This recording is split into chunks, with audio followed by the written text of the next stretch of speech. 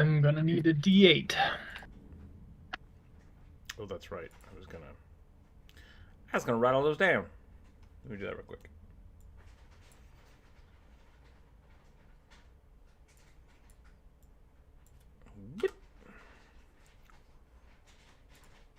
Oh no, did I close it? Hold on a second.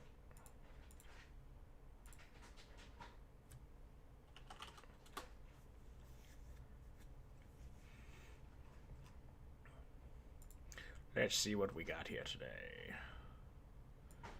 Gonna just highlight all this shit.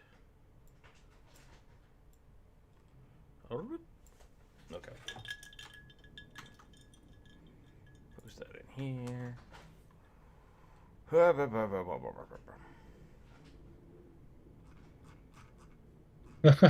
Brad, did you really buy like 20 sets of neon orange dice? No shame if you did. Just Alright, starting the music up. Here we go. That might be really loud. I don't know.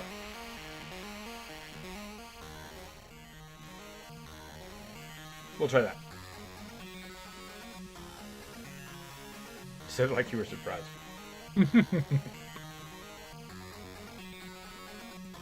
Okay. Welcome back, everybody. Let's see if I can find YouTube.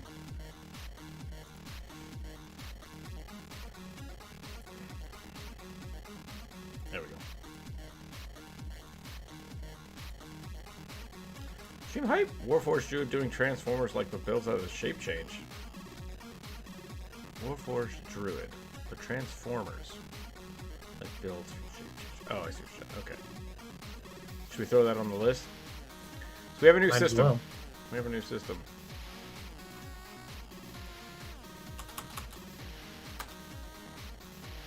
Transforming.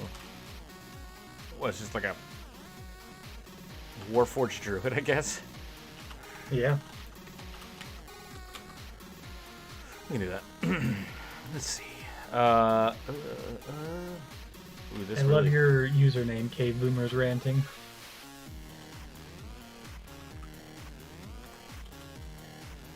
I love how YouTube tells me how many subscribers the people have. They're like, they posted an hour ago, they have this many subscribers. It's like, why is that relevant? I don't know. Just in case you had to know. Okay, I should get warmed up. Yeah, we need to do some warm up first. I'm slowly building out the list today. We've been doing them a little differently lately, which I think is good. What we're doing for the suggestion this week is I'm just going to put it on the list. I'm going to roll a die. We'll try to draw a couple of these. I do plan on streaming a little longer today because I've caught up on all of my commissions and I have a free day to work on the video, but I want to just draw for a while this morning because I don't have to work on the art. The art's done. I just got to work on the rest of the video. So that's good. It's good. Today's going to be chill.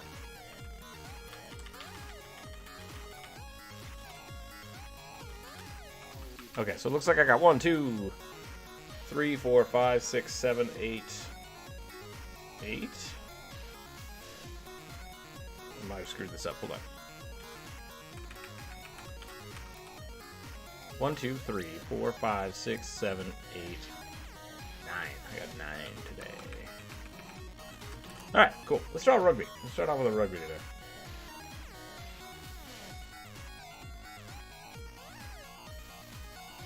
Just a Druid Warforged. Made it like 4 years ago and haven't gotten around to getting it in the game. I don't know how that goes.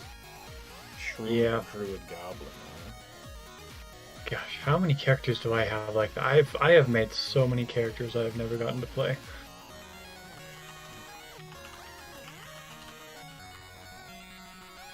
I suppose I have even more characters that I wanted to play but never got the chance, and since have basically been perma DM, now they're NPCs. Yeah, that's how I do it too. I like incorporating my old characters into just NPCs. basically I just fast track them to like succeeding. Yeah, yeah. You did get to play an adventure, and it was great. And now you're a retired auctioneer.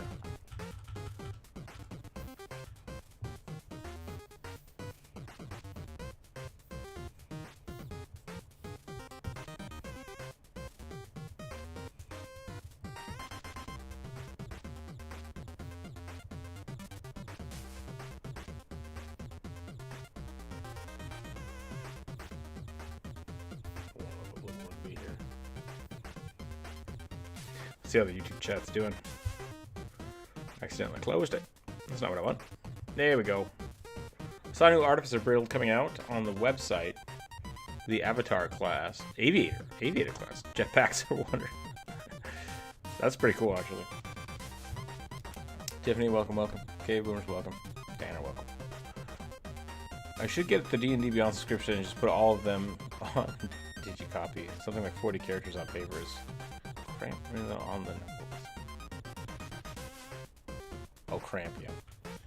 Okay. Oh no, what happened? What can I erase? There we go. Yeah, I guess I don't think about that anymore because I do have D&D Beyond the subscription so we can play the Patreon game, and I didn't realize there was a cap. Is there a normal cap for how many characters you can make? Before D&D Beyond was a thing, I used to have I have just digital binders of like folders of characters, and I would just write them out in like a Word doc and then print them off because I had infinite printing at one point in my life, which was pretty cool. That's not really true. That's just how colleges like to take your money.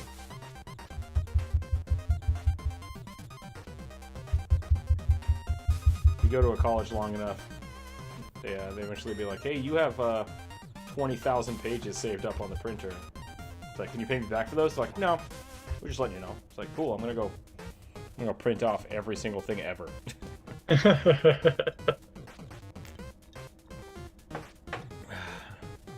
Oh boy, another thing for DMs to ban. I mean, why? Why would they ban jetpacks?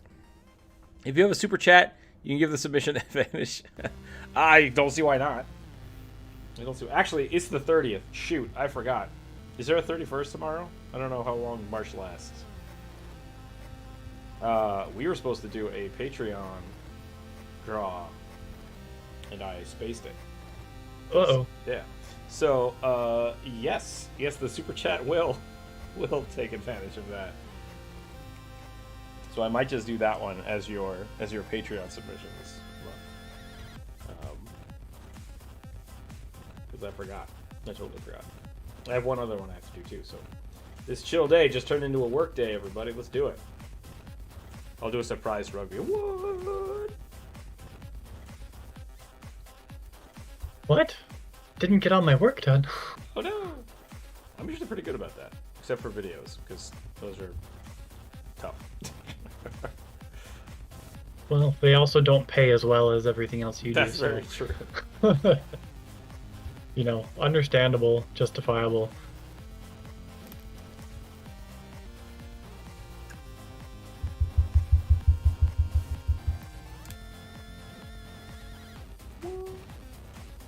Hey Corvus, welcome to the chat.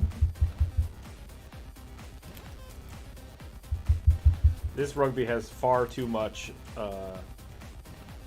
sense. He's too cognizant of what's happening. That doesn't think. Like, rugby should be very, very Oblivious? oblivious. Yes. What's the opposite of oblivious? Astute? Something like that.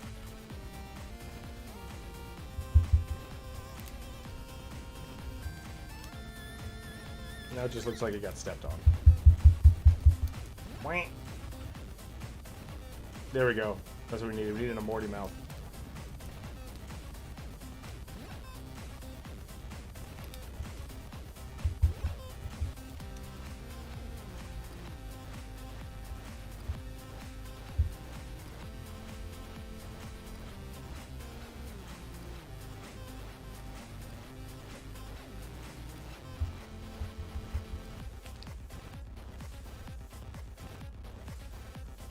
do some of this. Yeah, what's wrong with jetpacks? I think jetpacks are fine. Depends on when you get them. It's just that a lot of DMs have problems with unrestricted flight. I would buy prints of character sheets in 3 seconds at 10 cents a page. I need a Patreon just for making characters. That's one way to do it, yeah. It recommends to find the one part you did not enjoy in a previous campaign and entirely remove it. Any tips on new DMs making partial original campaigns? What do you mean partially original campaigns? Like, are you using a source material book and then you're adding your own content? Or are you like, I assume that's what you mean, but if yeah, not, like the first Adventure Zone, yeah, sort of deal. The best, and I guess, do you need advice for running the game, or do you need advice for like how to make content for it? That's my question. And Bri, thank you for the super chat. I do appreciate that. I would do push-ups, but I'm afraid my blood will just leak out of my arms. So I will be doing exercises later today. Probably do some more squats. I gotta start working out. The doctors say that I'm fine now, but in 30 years, not great. Gotta do this. gotta up my game. So we'll see what happens.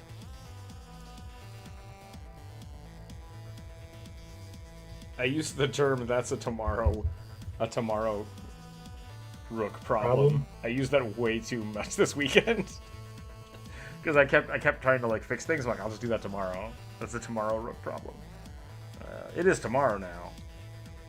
Just try to fix those problems. Rook met the vampires. I did. Flight speed separates the weak DMs from the strong. Yeah, I like flight in games. It's really fun. I'm usually really strict about what you can do with it though, because like just because you have a flight speed doesn't mean you can pick up anybody else in the party. Yeah, they're two very different things. Some things can. Meanest build I've ever played when I was a DM allowed me to make a Thri-Kreen open hand monk. That does sound scary. The forearms. Just because he hasn't seen it yet, he wanted to watch a blender happen. Just like, yeah, that would be pretty fun. Using the Forgotten Realms world with an original plot and just general tips on how to structure my plot lines and to make sense. My group also uses D&D Beyond. Cool. Okay, yeah. I'm a big fan of the... Actually, I don't know who told me this. This might be... If anybody knows who came up with this, let me know. But it's a 3-story system. So every time I sit down to write a campaign, I'm thinking of the 3 things that are happening in the world.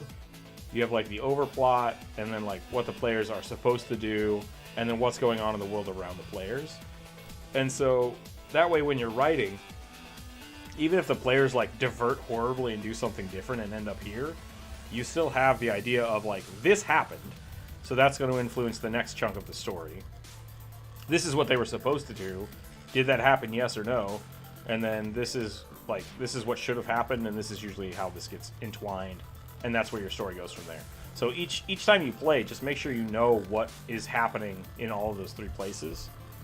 The overworld, the like microcosm of where your players are at, and the storyline that you're supposed to be doing. If they never ever, save the king here, because they just keep diverting, does somebody else save the king? Does the king die? Like, keep that in your mind.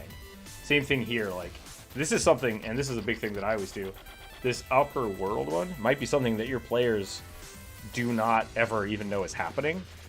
Like for me, with my Patreon game, which you can see the first few episodes of on YouTube, basically I know what's going on in the overworld of the Tower. The Tower of Ashfond is the campaign we're playing, that I made up.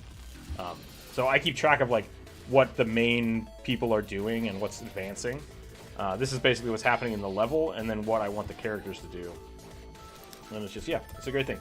I usually try to give the players 2 or 3 options within that one. But even within that, usually those 2 or 3 options lead to the same place. Just because if the story's progressing, it doesn't matter what your players do. The story should still progress. It just changes how you get there. Yeah.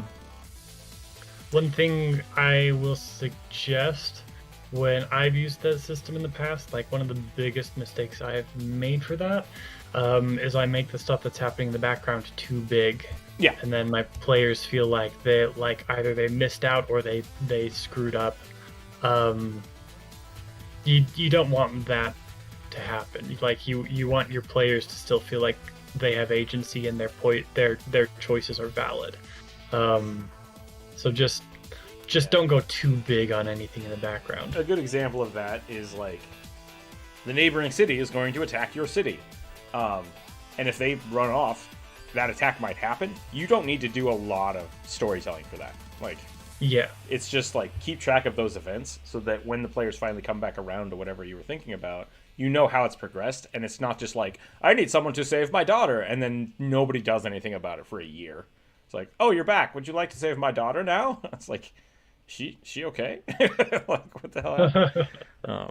Just saying, flying with the big bad evil guys, taking an anvil and drop it and casting enlarge. Your character name is Acme. That's pretty funny. My whole argument with that is, one, carrying an anvil is hard enough not flying.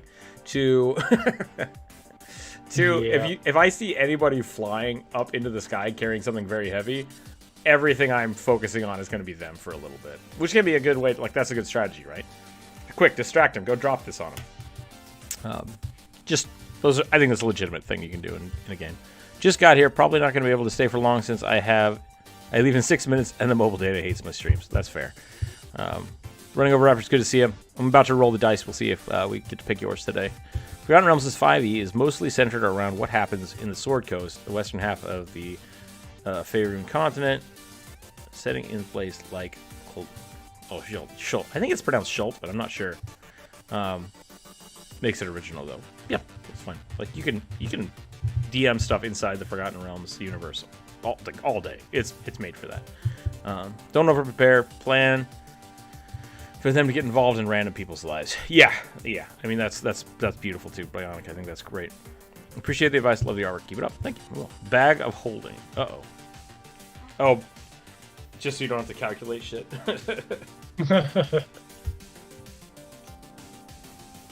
Or is that the means by which you carry the anvil into the air? Bags of holding still weigh 50 pounds. They're heavy. Drawing idea. Aarakocra Artificer armor, and the armor builds allows the armor to create a limb of it isn't there. PC has lost the wing sets. Okay, so they got like mechanical wing. That's pretty good. Fanny pack of holding. Yeah, you can do a fanny pack of holding. I think that's fine. All right, let's roll some dice. Let's roll some dice. What are you drawing to it? A super creepy four-armed myconid. Oh, that's your warm-up?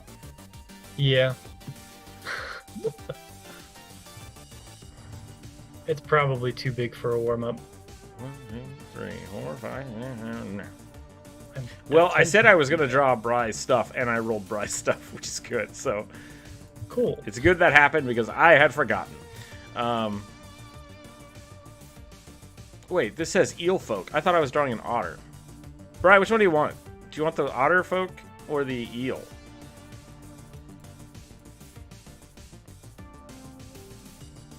I actually don't remember where the otter folk came from. Maybe that was a different conversation we were having. There's an otter folk on the list of submissions. Is there? Was that not Bry? Did mine get screwed up?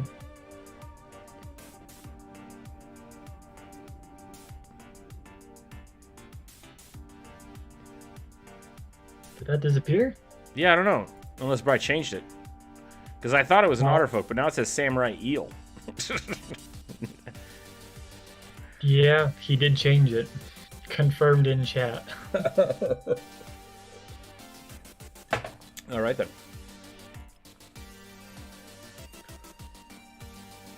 If I live 30 years more, I'll worry about it then. Yep. I have 3 campaigns. Take. I assume that's supposed to be they take place in the same world around the same time. Several of the players overlap, so it's always funny when they yell at themselves for messing with other campaigns. That's pretty good.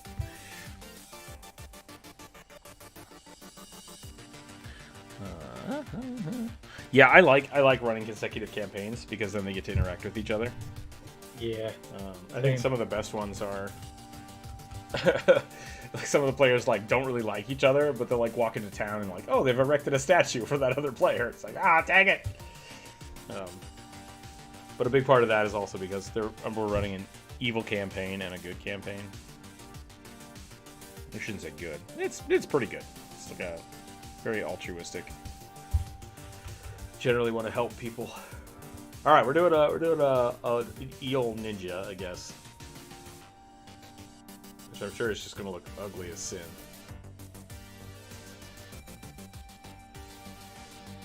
I mean, eels are not known for being particularly pretty. But they're delicious. Yeah, they are.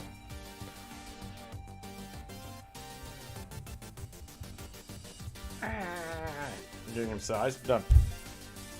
It's eel is actually really weird to me. I like the way it tastes, but I don't generally like seafood. But freshwater eel? Man. Yeah, you see, when I was a kid, and we talked about this, and it might be because we kind of grew up in the same general area. Yeah. What is it? The Pacific Northwest? Yeah. Cthulhu petting. Cave, you only get one suggestion.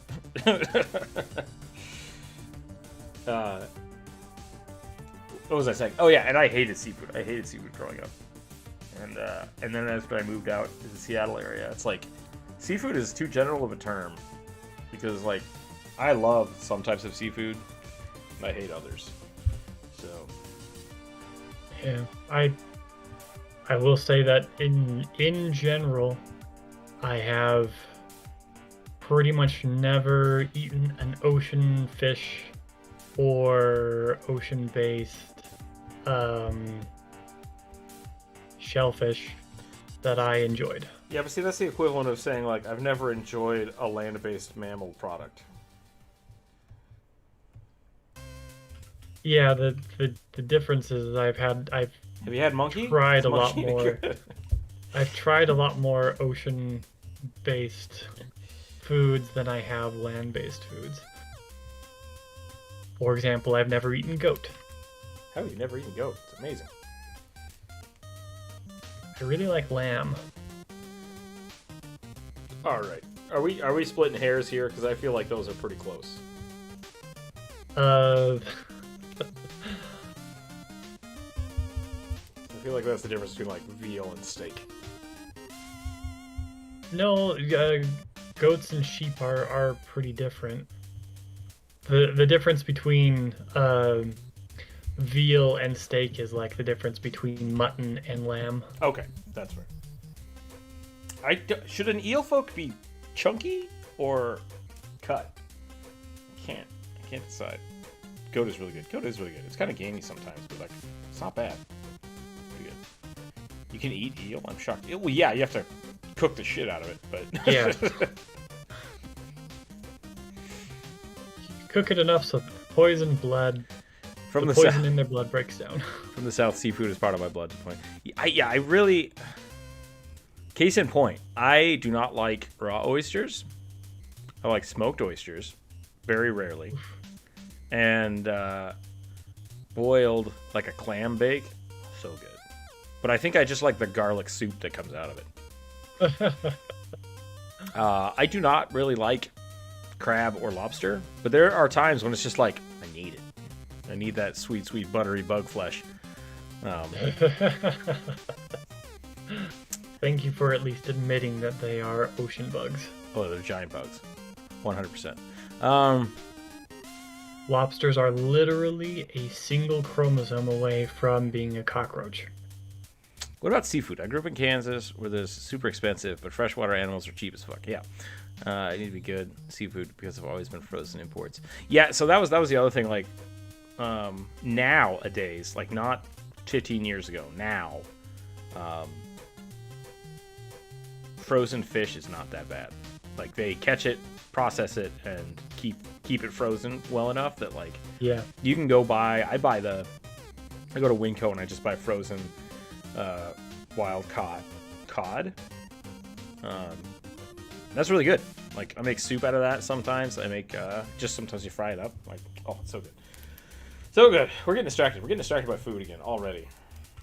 Which is... I'm sorry. You know how that works. I even ate before the stream, so this wouldn't happen. Okay, this is going to be a ninja eel, so maybe I have the wrong pose here. We're going to do this, we're going to do this, we're going to give him little stubby fin legs.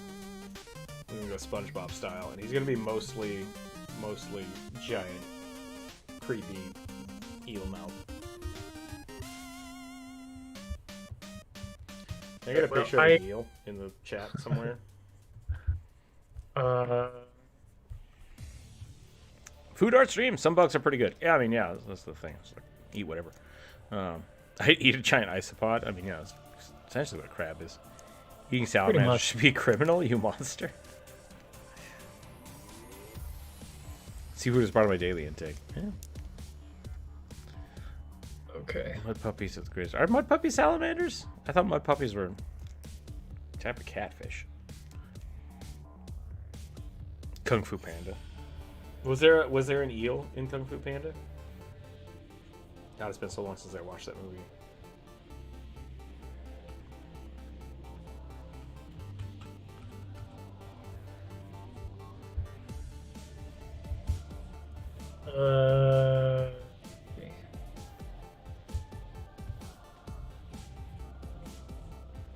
Here in voice channel is a freshwater eel. Oh. Weird. Would you like something more distinct? A moray? Yeah, I think I have snakehead and moray eels like on the brain. And so that's like that. What you sent was not where my head went. Yeah, that's fair. I don't like crab cakes. You know, I don't like them. They're not bad. They're technically sound as like a food. I'm not a fan of it. I know puppies are salamanders, but other ideas I've heard of catfish called mud puppies too. Yeah. Oof. My brain has been having the worst brain fart for the last minute. I kept conflating mud puppies and hush puppies. I thought mud puppies were made of something different. No, hush puppies.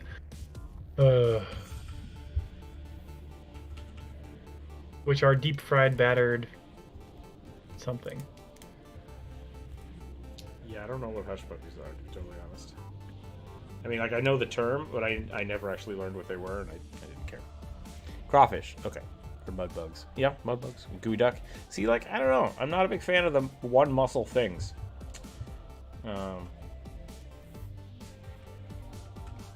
I hate sardines. I tried really hard to eat them because they're supposed to be really good for you. I don't like it. I don't like that fishy dock taste that people love and associate with seafood. It's just like, not my thing. Is Running Over Raptor still here? I rolled their submission. Was that the monkey hobgoblin or whatever? Yeah, monkey hobgoblin arcane archer.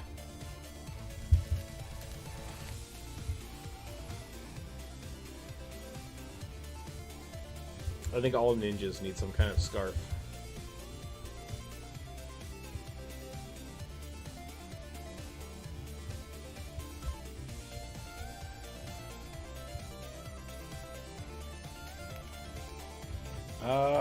I gave you too much of a nose. Damn it, let's start over. That's what today's about. Today's about, taking my time, doing it right. That's the goal.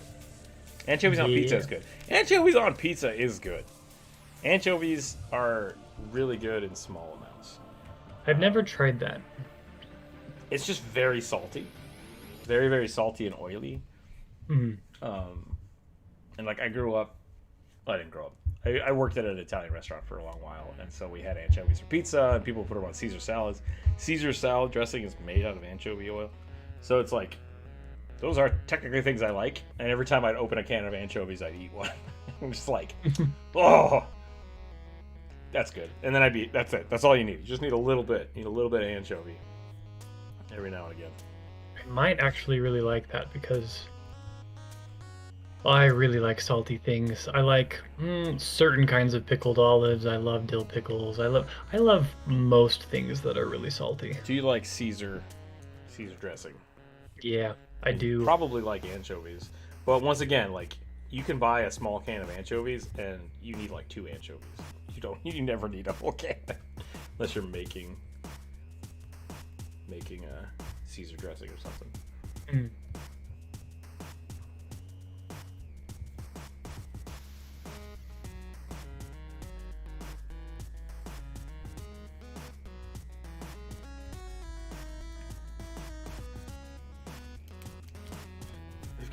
Eels have this really weird, like, little bottom jaw. I'm trying to do it, and I can't do it.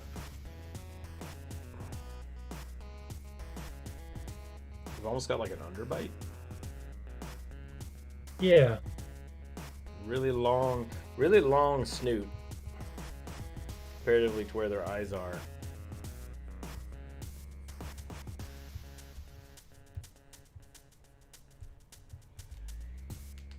If you have salty, you should try League of Legends, right?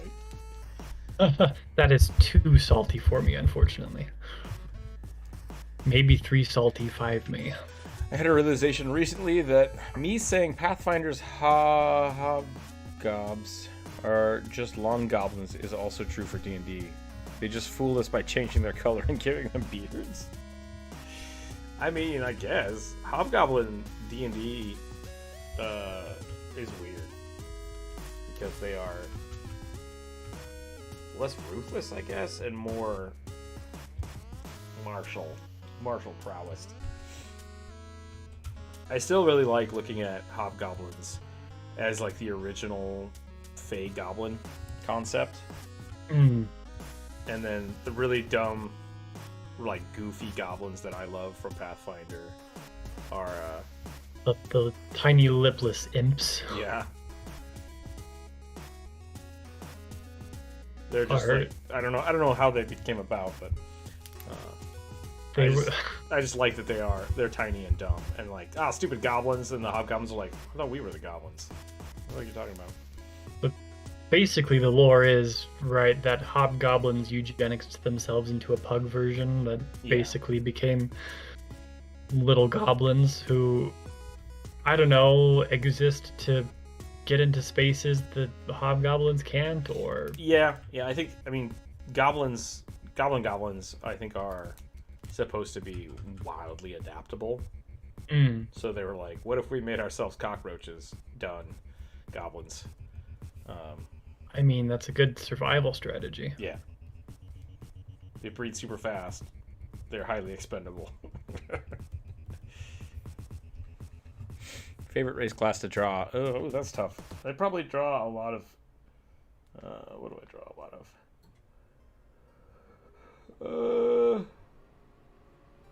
I draw a lot of elves. I like drawing elves. Anything big and beefy for me. I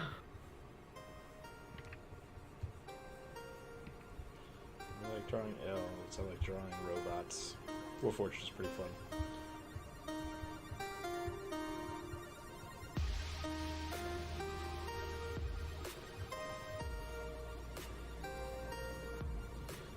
I feel like I'm not giving the... Eels really have like big chunk of head muscle. And then like long snoot. Weird jaw. And then just like noodle body, right? Yeah, pretty much. They're kind of like a Pokemon. They're pretty much just head with a tail attached to them. Yeah. So I think this is working. I think I'm okay here. But I gotta be careful with how I turn this body shape to a thing.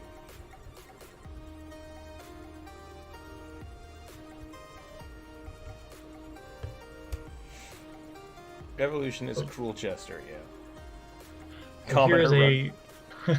Here's a wolf head eel, which is probably easier to anthropomorphize.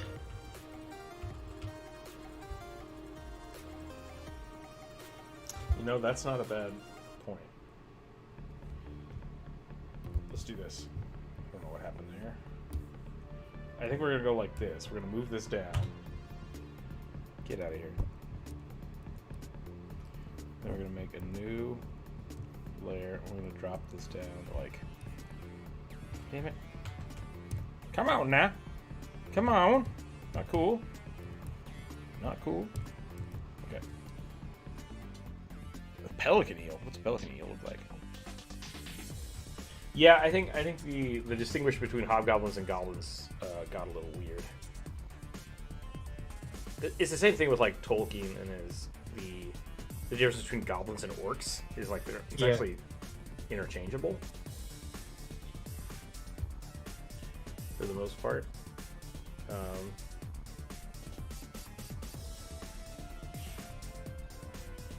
That is not an eel. That is a goblin shark.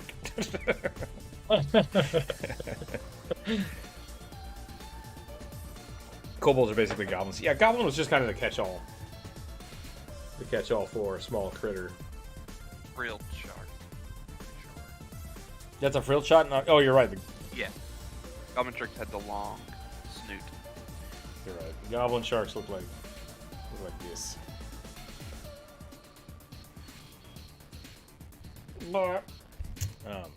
That's a gulper eel? Are you sure that's not a shark? I guess it doesn't have a fin. But it's got those crazy teeth. I think it's a shark. Most proto sharks do not have a dorsal fin. Interesting. 7 gills also do not have dorsal fins. And they're even like surface dwelling species. Kobold in the original German was just a word for guy, yeah. Yep. Did you learn about that in my video, which I stole from Wikipedia? So. As long as you cite your sources. I'm not gonna lie, cobalt is one of my favorite metals just because it's named after these little green guys. Kobolds. Kobolds. Surprised Watsy hasn't made a shark race yet. I mean, you can go watch my shark video. Where's shark? But that's not a shark race. That is a shark. Yeah, but I'm not transformation happy. curse. I'm not happy with what they did with the fish people. So I don't trust them. I don't trust them. Shark Which fish race. people? The Lokatha or the Tritons? the Tritons are fine, but the Okatha, is that what it's called? Lokatha? Yeah, are terrible. Not a bad race. You can definitely play them, but they made them real dumb. Yeah. They made them real dumb. It's like, oh, all right. I think they were trying to make Murlocs, which I hate Murlocs. So, and I might just hate Murlocs because I like playing trolls in WoW. I have no idea where I'm going with this design. Eels are awful. Maybe we should do something that's more like, here's a dude and then here's an eel head. Go real Dark Souls on you, like the Dark Souls 3. There's some lizard boys with super long Once heads. played a Fun, furball right? named Kobold in a party with a kobold who often had who's on first bit. Dang it, Bri! Delete things before I can read them. Goblins are true chaotic race. Kobolds at least have some strange lore to back up their fuckery. Bugbears are like tree roaming clans who wanted to be with the cool kids. Hobs are just evolved gobs. Yeah, see, I would go the other way around. I would do hobs at the top, and then bugbears were the bestial form of hobgoblins. Goblins are the feral form of hobgoblins. If you took a goblin and a bugbear and mashed them together, you get a hobgoblin. Unbridled energy and like slow, methodical thoughtfulness. Go Lovecraft with it. Yeah, just nonstop. The only type of eel folk I'm getting are like merfolk with eel bodies. Yeah. That's the only thing I'm getting. Okay, I think I've got this now. Yeah, just gotta... It really is like that weird bulbous chunk of body is the thing I think that screwed me up. Because I'm not taking into account the actual skull itself.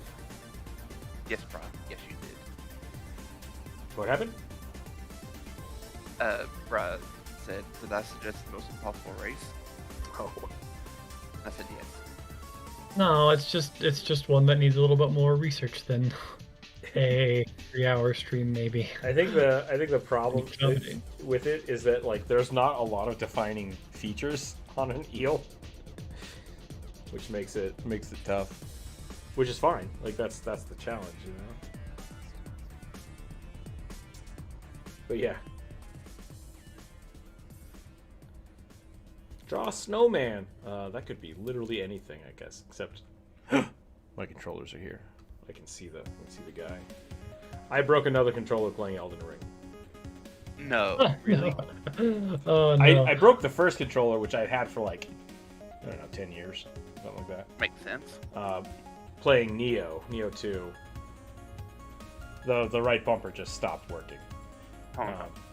And so I bought a cheap... I was like, I need to play this, so I bought the cheapest controller I could get the next day from Amazon. And that worked for a while, worked for Neo, and then when we started playing Elden Ring, the B button stopped working. I'd be playing and the B button would get stuck down, and it's just like, oh no. That's the last thing you want to happen in a game that requires you to dodge nonstop. I was fighting a dude and I infinitely backflipped off a ledge because I couldn't stop Oh no. the dodge. So I've been switching back and forth between I can't dodge or I can't light attack. And I just switch the controller depending on which one I need at the time. How far have you gotten in this game? I don't know. I guess I beat the Lunarian Lake zone. We just left that zone. And a dragon killed us. So that was fun. We've not been playing to... Jump Rope does love the artwork, yeah. When I first read Eel Folk, my mind was shambling about the massive eels in a vaguely humanoid silhouette. Oh, that would have been cool. It would have looked like the weird worm eel people from Halo. Those are pretty awesome. They're colonies of eels that make people. What is happening? What is happening here? Hold on a second. Everything just went to poop. I need Discord open. Why are you on this screen, though? Thank you. Jeebus. And then this needs to be over here. That was really weird. My setup is just like, what if we shuffled everything around to different screens? Why would you do that? No, don't do that. Rook's percussive maintenance requirements have gone up exponentially. Yeah, so if the B button got stuck, I'd have to like smack it on the desk until the button popped back out. And I was just like, Terrible. It's new controller time. It's new controller time. I took the controllers apart and I tried to fix them, but they're component based. Like the button itself is shot, and then the other one, the rubber, has just fatigued. So I could take one of the controllers and like Frankenstein the button to the other controller, but my thought process with that is if I do that, I don't have a backup. If I screw it up, I've destroyed both controllers. So I will probably have the new controller today, and then I will do that and have a backup broken refurbed controller.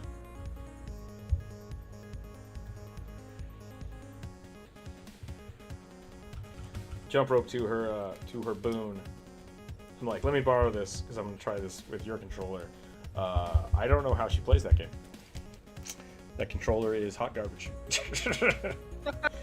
So maybe these new controllers will make Jump Rope a badass at all games forever. Because she's been playing with it. She's been playing with the jank controller for so long. I actually respected my character probably a couple days ago.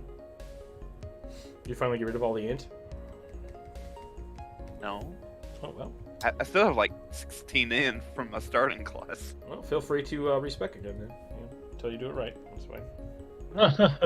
You can't go below your starting level, which is annoying. Yep. Like when you respec, you don't start at level 0. You start at whatever. Yep, you start at whatever character you picked first. Yeah. Xenomorph eel. Ooh, that would have been cool too. You're talking about the hunters. They're both the most interesting and least talked about alien and Halo lore. Yeah, they don't really make a lot of sense. Like they're one of the weirdest races in the Covenant. Because they are. They're just like they're colonies of psychic eels. They're like, yeah, we can roll around in suits. That's fine. Why the 1 week I don't have school, I get a sore throat? Ooh, that's no good. That always I felt like that always happened to me. Every time I got like a extended period of time off of work, that's when I got sick. And it's just like, I'm glad that I took this time off, but also the fuck. And I think part of it is just like your body being like, oh, thank God. And then it just forgets to do anything else. Yeah. It's like, finally we can. That or you're like, recover. Yeah. And then everything stops. That or you're just perpetually sick and you don't realize it because you're busting your ass for so long. Got the stream to suck less, but I have to watch it 144p. Some loss. Oh no. That happens. The absolute disappointment when you say a ton of dragons, but only learn that the heart they drop are for spells that you rely on in the integer dump stat. That does happen, yeah. Halo is based 5 old science book series combined. In this TED Talk, I will. Bionic. Yeah, there's some pretty good ones. Yep, snow. I got the allergies right now, which is not fun because the trees are just like, it's kind of warm. Quit jizz on everything. I shit you not. I went outside and I had to wash my window off because there was just a film of tree crap all over it. I respect and got rid of all my int. Dragons apparently don't need to be smart in Elden Ring. Yeah, that's the way to do it. I had to turn the air conditioner on. Now it's cold. I was like, I thought the dragon spells were arcane and faith. Yeah, that's why you don't need it. That's why you should respec and get rid of all your int. I can't get rid of my int. Well, if you go to the minimum you can, you have gotten rid of all of your int. It is at its minimum. And then you're fine. Then you did it right. Good job. But you picked wrong at the beginning. Sure. Time to start over. I'm a big fan of making new characters in games like that. I really want to play like a Dragoon. Just only use the spear for the entire game. Get some heavy armor. Get some dragon breaths. It'd be a lot of fun. There is a talisman that boosts jump attacks. Mm-hmm. Yep. I would have that, and then I would use the jump attack. I think the winged sword and the dragon talisman, like roar thing. I think those are the 3 I would go for. Anyone read Starship Troopers? I did. It's really good. Yeah. It's about Space Marine of Juan Rico. Ring World's pretty good. Did you read the book or did you watch the movies? Because they're different. They're very different. They're both very good. Very different. Yeah. So we have a question about new rules for Fizzbins. With the metallic dragons, they get breath weapons per proficiency score. Okay. And the new Ascendant dragons get abilities per proficiency score. Does that stack? I don't think so. Books, yeah. I highly suggest reading Starship Troopers. It's a really good book. Don't read everything from that author, though. I made that mistake. And Stranger in a Strange Land is it's about a sex cult. Interesting. It's a Christian sex cult. Weird. I didn't know Heinlein wrote Starship Troopers. Whatever. Yeah, once again, the movie, so. Very different. Very different. Yeah, Ringworld seems pretty good. Lots of people would tell me to read it, so I should probably go get the books for the audiobooks for those. Yeah, for Ancient Dragons, I don't think they stack because Ascendant Dragons should basically be a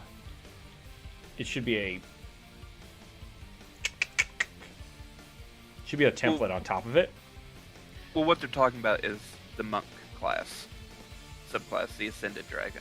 Oh, And- okay. I thought you were having Metallic like. Dragon stuff is for Dragonborns. Gotcha.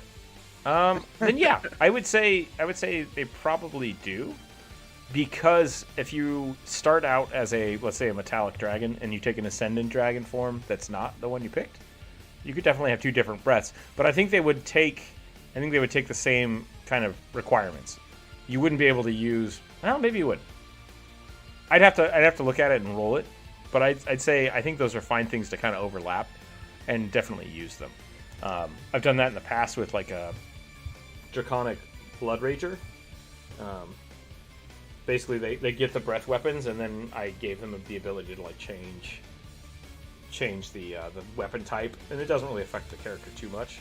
It has a lot of like utility to it, so it's not too game breaking if you do want to do something like that. What's your opinion on John Carter of Mars? I still haven't read that either. I should. I know about it, but man, it's a classic. It's classic. I haven't read it. Again, I like A Princess of Mars. I don't advise reading everything that Burroughs wrote. Mostly because there's a lot of it, and a lot of it reads very much the same. It's all basically the exact same story structure. Can I get Brian, maybe you can help me out here.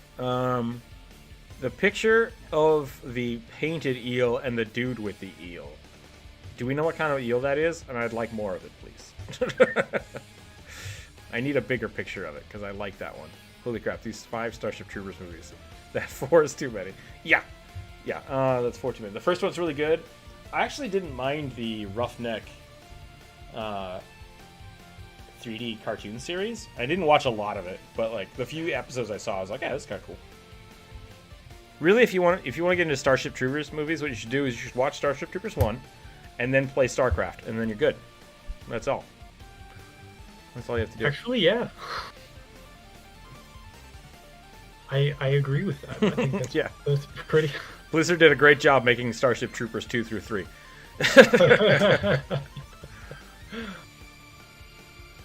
Seems like I thought of it that way, but it is very accurate. Yeah, they used a lot of.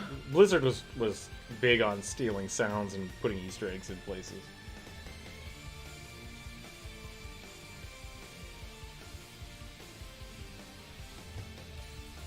Rico, you died. All right, man. I know this is not the right movie, but I got better. Yeah. Nope, different movie. Where do I submit my D&D character? You can post it here or in the Discord. I have a list I can add it to if you'd like.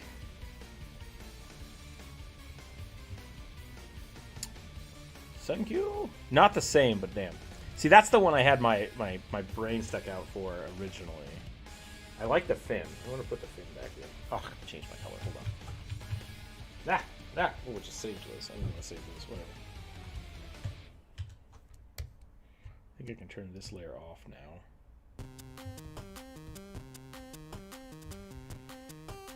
And you remember when Highlander tried saying they came from different planets? I do remember that. Highlander is a series I never actually watched. But did you watch the TV show? No. Yes. Like 3 episodes of it. And it was totally confused.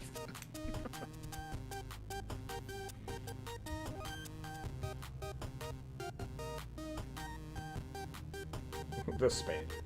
So I just watched something where they made a joke about Sean Connery being the Spaniard in that. I don't remember what it was. Spaniard. Yes, I totally speak Spanish.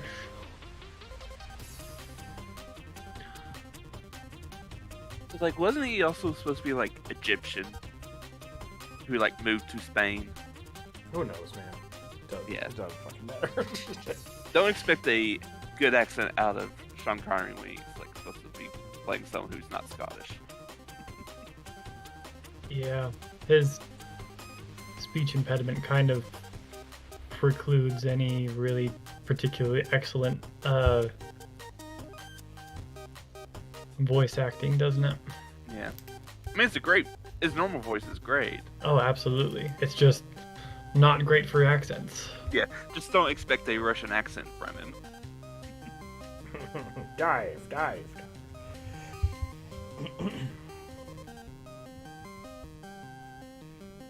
I mean, that was a good movie regardless. On the Discord, do I send it to the art share? This is my first time being able to catch one of your streams in a long time. Yeah, no problem. Tristan, you can just post it in the... We're in the video voice channel chat. Voice channel cat, I guess. Or like I said, you can just post it here. There's also a...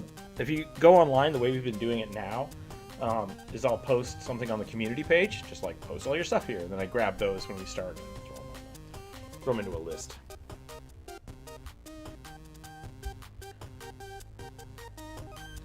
This guy... He looks very concerned. I am definitely a ninja. Definitely a ninja. I don't know how to make him more menacing. Slippery eel technique. Yeah. Actually looked on Pathfinder if there was like an eel style of combat. There isn't. I think you can get a familiar of this, Neil. What's their bonus? Let me see. To get out of grapples, probably. That would be interesting, yeah. Way of the hagfish. Blah, blah, blah. Ugh. Someone grabs you and you just like snot all over him. Stop licking me! I just checked my before spring break grades. I'm like at a 90% in gym. I mean, it's good, but I demand 100%. Yeah, I mean, what did you do? I used to get kicked out of the gym all the time. I was kind of a little shit. Can I get a human swashbuckler, but instead of a Pirate of the Caribbean aesthetic and based off a Chinese age pirate like... Oh man, I can't say that name. Zheng Yi Sao? So? Zheng Yi Sao. I might need references for that. We can put it on the list. We'll put it on the list. Oh! Famous Chinese pirate queen. Ah! Pretty sure. I think that's who the Chinese lady is supposed to be referencing to in the Pirates of the Caribbean movie. Why did Frankenstein, a competent doctor in his film, props called Saltbuster, have a university dropout who created life and had a tantrum because his creation had wrong color of eyes? I think it was an allegory for Nazism, but maybe not.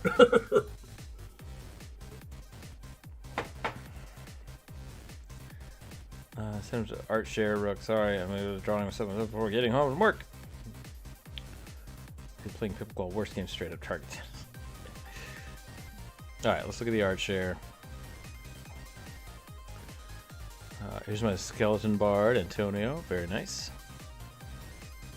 Very nice. Oh.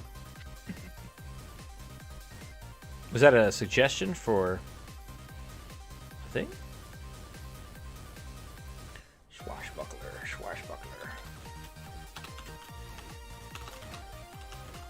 No, yeah, Frankenstein is really weird. Frankenstein is very strange as a book because. Sorry, continue yourself. No, Frankenstein was an allegory for why science was evil and all the horrible, weird, fucked up shit you can do with it. So At least Victorian era science. Yeah, Yeah. but that's a monomyth. Is that the right way to put it? Like there's a handful of things that we keep revisiting, and Frankenstein was one of the originals of the advancement of science is dangerous. So in the hands of this man who was basically unstable, trying to do something, didn't create it the way he wanted, and bad shit happened. Yeah. It's actually the basis for a lot of comic book heroes like Bruce Banner and Spider-Man. like it's one of those monomyths that we reuse over and over again.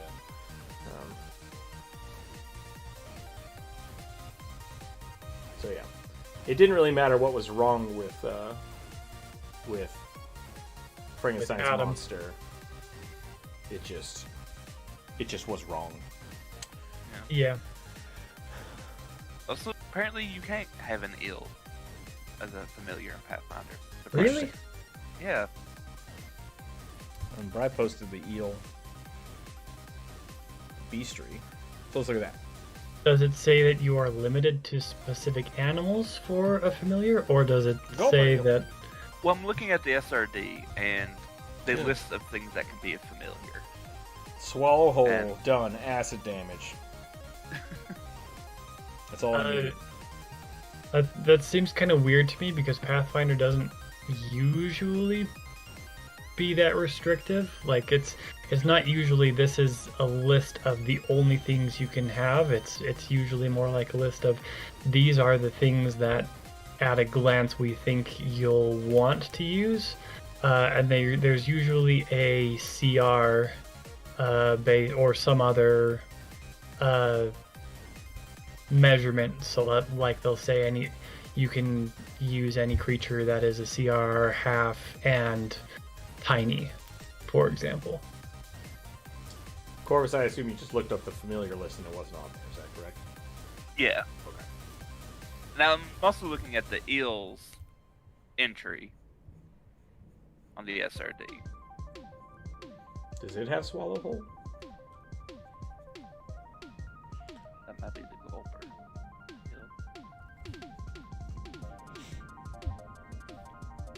What should we do to make this more ninja-y? I don't know. I can't really think about that. I'm trying to think about what to do to make this more arcane-y. I've got the archer part down, Pat. I gave him a scarf. I don't know what else to give him. What else makes a ninja a ninja? Metal plated headband. Just a... shoot.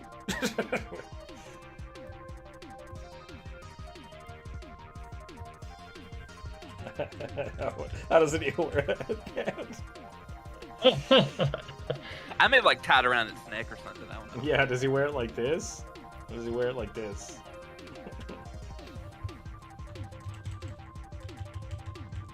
Eels are just evil sock puppets. Believe it. I'm so glad I didn't watch Naruto in English. I watched like the first season in a weekend because my friend's like, you should watch this. I'm like, alright, cool. And he had the DVDs. I watched it. And then people started like quoting shit at me and I was just like, I don't get it. What? Oh, weird.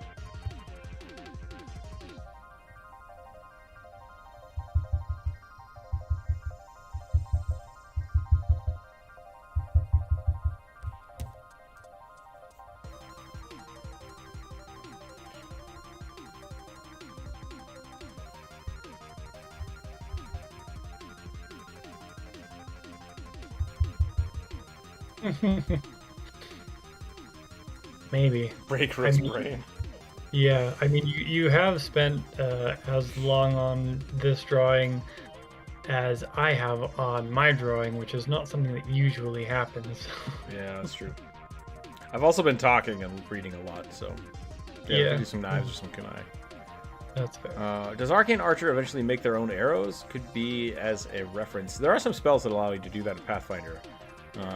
When looking at traditional ninjas, they usually have a whole black suit, but they're often barefoot. Ooh, yeah, maybe we need to draw a little more of the body. Yeah, there's a spell called Abundant Ammunition, which I really, really like in Pathfinder. That is a great one to take if you dip into a casting class and are a gunslinger. Yep. And I think it gives a lot more credence to magic arrows being expensive. Because basically you have a magical arrow and then you have the ability to multiply it. And I think that way makes way more sense. Crafting your own arrows, I assume, is part of like the nature check.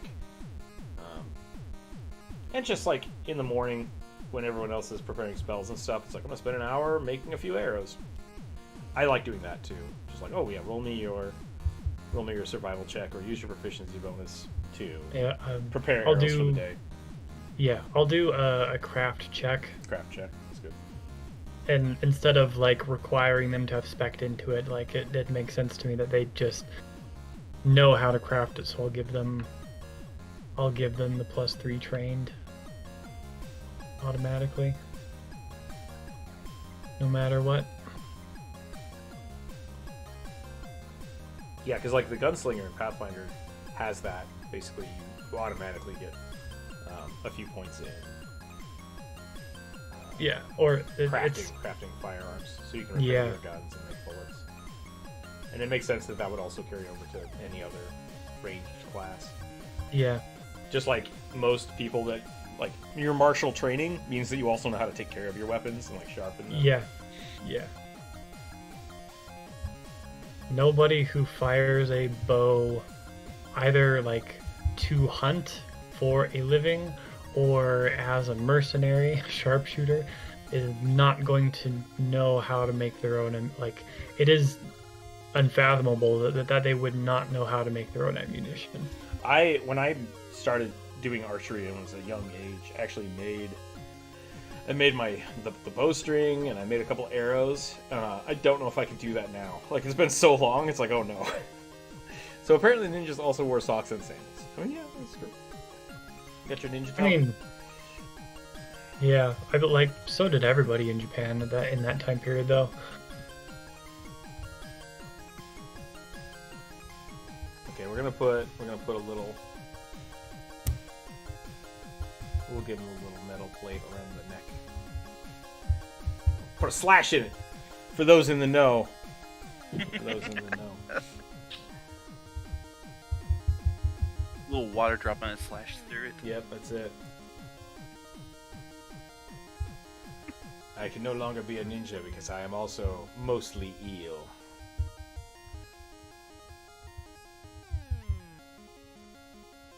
Nope, I don't like that. I don't like that line I just made. I guess I could fancy and arcane up this bow a little bit. Yeah, just more runes. Runes everywhere. All the runes. Is that what I need to do? I need to make his eyes look more weird.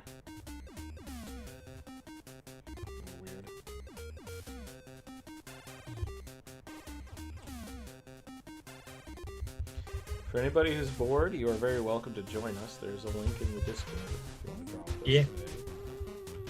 I'm taking up half the canvas, but Rook's left you some space. There's an Order of the Eel Cavalier Pathfinder. Nice. What's the Order of the Eel do? I hate this Diplomacy. game. Hold on. Weird. Okay. Diplomacy. Uh-huh. We're gonna switch over to some lo-fi. I would expect an Order of an Eel in Pathfinder to be grapple based. Yeah, so their whole tenets and edicts are like based around like willing cooperation with others, because they're based off the Lakatha Eel Riders, who are apparently diplomats. Oh, that makes sense. A way to make a bow arcane is to not have it possess physical strength, but the magic one that appears when you fire the arrow. I like that. I like that a lot, yeah. I like the idea that, especially, I like making magical bows that either look like they don't have arrows, or they always have arrows, or they shoot light. There's a really cool Pathfinder ability for that. I don't remember what it's called. But it essentially makes it bypass a non-organic matter. So you shoot against touch AC instead of armor class. It's super broken. It's super broken. And I'll probably talk about that a little bit in the video that I'm working on.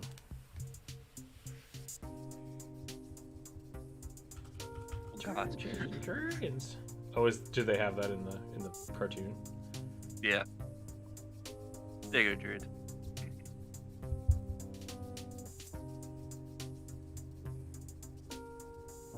Awesome, thanks. I think I'm probably going to call this guy here.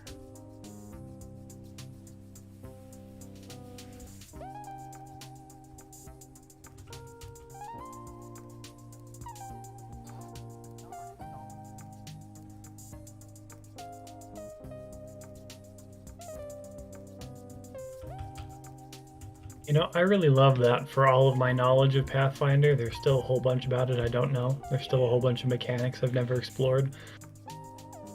My Cobalt Squig was pure menace to society. That's too bad. If you're cool with that, I'm down to join the voice channel, but I'm also fixing my mic, getting rid of the background sound stuff. Yeah, so the voice channel chat is actually, I have that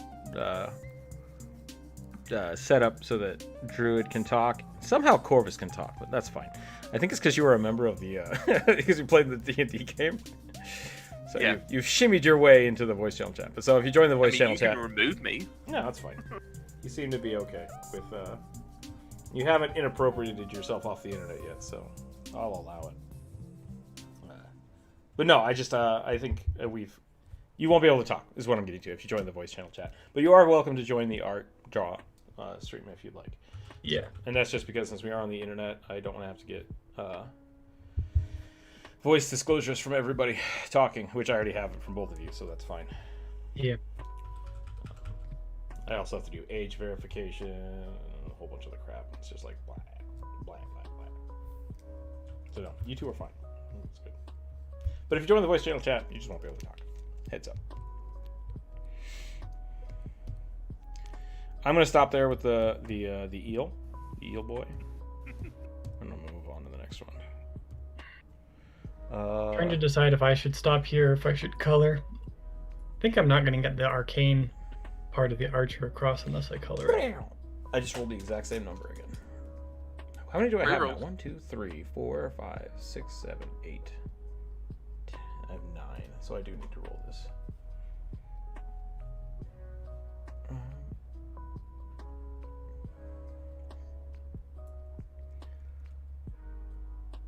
I actually don't know what a Velstrick spawn is.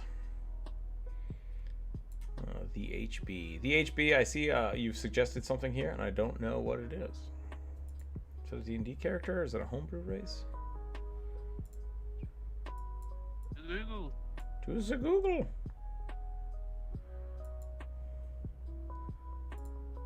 Oh, is HB a hash brown? Hash brown. Oh, they're That makes they're sense. another name for the Chitons in Pathfinder. Oh, okay. The Shackleborn's flesh. Oh, okay. Yeah. Nice. Okay. Got it. That makes sense. Hellraiser people. Yeah. Some guys called tieflings who are descended from the Velstrick. That makes sense. Such a windy day here. It's not windy at all here, and there are just tons of dark clouds, and I'm like, I don't know what's going to happen right now. It is presently very sunny for me. An alchemist. I mean, It is going to be dark and stormy later, probably. yeah. Next week, everybody It's just really requests. warm and sunny out. It's just incredibly windy right now. You know, Bionic, that's happened a lot. I'll complain about one thing, and then next week I'll have like 10 of them. I've just started ignoring them. But no, Eel was fine. I think that was good. I think that was really cool. I just couldn't draw it. Until you did. Until I did, yeah. I think we might get a little bit of mayonnaise in here. Except it's an alchemist, so that's going to be interesting.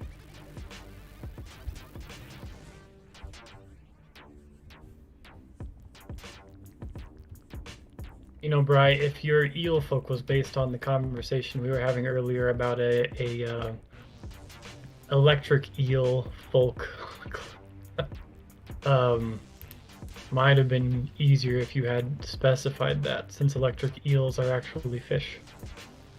Wait, are electric eels not eels? No, they're bony fish. They're very closely related to lungfish and catfish.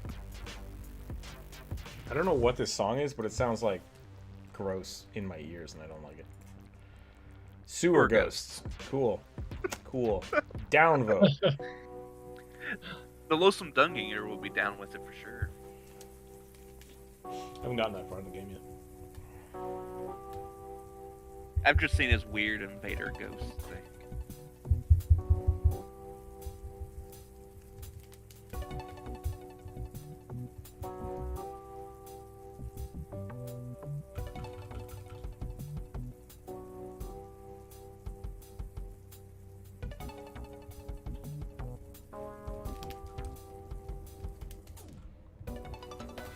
think I'm reaching my Elden Ring limit.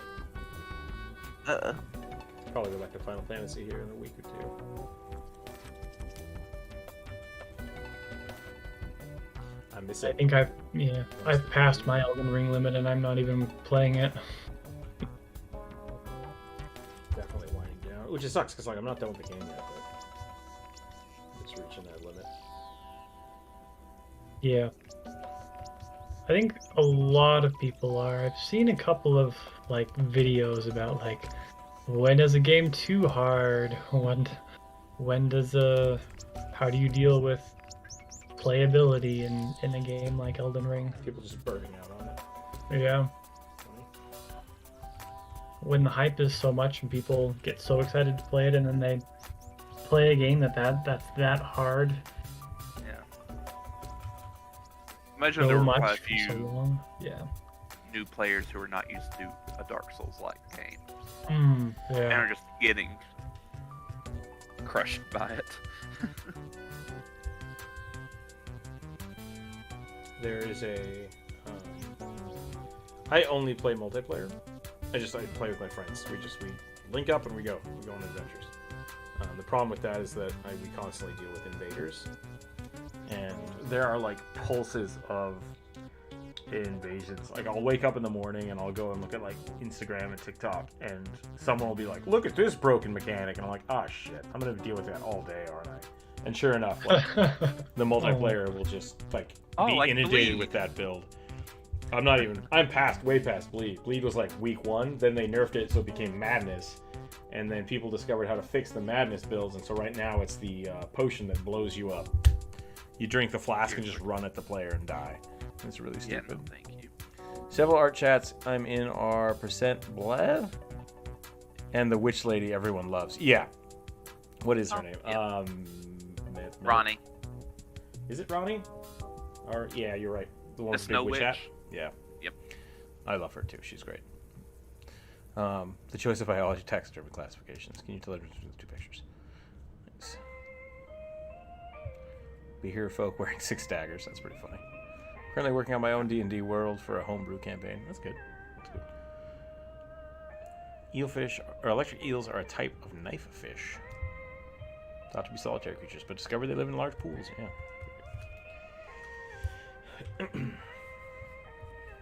I think what I like doing most of all in Elden Ring is just actually just running around, running from dragons. Yeah, I mean, that was the thing. One of my friends started going off on a huge, like, God, this is the best game ever. Is blah. I'm like, it's all right. Like, the open world is so amazing. I'm like, yeah, it's okay. Like, it's fine. But he's like, it's the biggest world. I'm like, it's not. It's absolutely not. The world is relatively small compared to other things. So, I don't know. I think it got overhyped a little bit, but I still like it. It's still a great game. Definitely gonna keep playing it for a while. I'm really not surprised it got overhyped. I honestly expected with this sort of AAA game, especially for a sequel in a series that everybody loves. Well, I have a lot of complaints about it because they shit on the multiplayer, but I think my biggest argument about it so far that I've had, my biggest gripe, I would say, is that they pushed it so hard to not be a Dark Souls game, but it's a Dark Souls game, like 110%. I have not heard anybody using the changed names for the campfire and souls for... Actually, you know what? Not since the first week that it came out. Even now, it's like I'll find one of the campfires and be like, it's by that campfire thing. Shit, like I don't know what it's called. I don't know what the hell it's called. Lost Grace. There we go. I got it. But yeah, they overhyped it way too much to be this new thing, and I'm like, it's just a Dark Souls game, and that's how my Dark Souls games work. I do call the Rune Souls, but I do call the little sites Graces. Just I don't know. You didn't play enough Dark Souls. Well, that's very true. I don't. No, so the big thing about the Dark Souls franchise is like that's how we played it. We'd like try to run through the game, and we'd eventually get to a point where we're just like, whatever, do something else. An expansion would come out, and we'd pick it back up. So I think I'm at that point though. This one definitely had a little more longevity because of the open world nature to it, which is cool. Like, I think it's great. I think they did a good job trying to make the open world thing a possibility, and it works pretty well. Except that the multiplayer function just shit the bed. Yeah, I was Which doing a... they've never been good at that, so it doesn't surprise me. I assumed they would try to make it better, considering it was open world. I feel like they just didn't care. Well, you know what they say happens when you assume something. I was doing a little side quest where you had to invade like 3 people. So I invaded one person, immediately got kicked out. I was like, did they die? Yep. And then I invaded another person, and we followed a little bit, and they just booked it and ran. I was like, Super to fun. the point where I couldn't find them. Yep. Like, go home. Yeah, multiplayer is basically turned into who has the time to waste. It's a glorified hide and seek game. Yeah, it's really annoying. It's like, I have one move, and if you don't instantly kill them with it, it's like, well, bye. I'm just gonna wait for you to die to the map. It's like, Yep. Cool, thanks, man. Thank you for locking me out of multiplayer until you decide you're done. They used to have this item in, I think it was Dark Souls 3, might have been Dark Souls 2, where every time you completed anything in the game, you could go back and check, and there would be a chance that there would be a seed, giant seed? It was a giant stone testicle. It's a giant troll testicle. But if someone invaded you, you could use it, and it would make all of the enemies attack them. That was my favorite thing in that game. Nice. Because it's just like, oh, you're going to attack us while we're trying to do shit? I don't think so. You have to help us now. And I really loved it. Edgy Rogue, Lokatha, that'd be pretty funny. A Knifefish would be really funny for that. But no, yeah. There's just... We had a guy last night who invaded us, and he tried to blow us up with the potion bomb, and it didn't work. Because we were all So like, he just died. No, he didn't die. Or He didn't they? die. No, there's a way to not die from it. But he did that, and then he tried to use the madness spell on us, which we just lived through because we're getting pretty good at dealing with this shit. And then he just ran away, and we're like, okay, we're gonna keep going. And then he would run at us. We'd kick his ass down to like 1 hit point, and he would just run and teleport. And then he came back, and we'd kick his ass, and he'd run and teleport. And then it was the stupidest shit. It's like, man, why are you wasting everybody's time with this? Like, we don't want to fight you. You're just being annoying. I hate the multiplayer in that game so much. Yeah. Sounds terrible. Sounds frustrating. Yeah. That's why I don't deal with it. I was like, Right. I mean, that's the thing, though. Like, I love playing with my friends. Like, it's so much fun that, like, I would not play Dark Souls without people to play with. I just don't. It's not fun. well, I think part of my issue is I don't have any friends who are playing it on PS4. Oh, is there no cross-platform? I didn't think No. about that. Because my brother, it's my brother's disc, and he has it for PS4, and he wanted to drop me some armor. And we couldn't find anyone who was playing on PS4. Yeah. Yeah, so like it sucks because the only way for us to play with our friends is to deal with that, and it's just like, thank you for forcing me to deal with assholes to play with my friends. Cool idea. It's also make the game like 10 times harder for each person you add. Yeah, I know the game is super tough with 3 people. It's a lot of fun.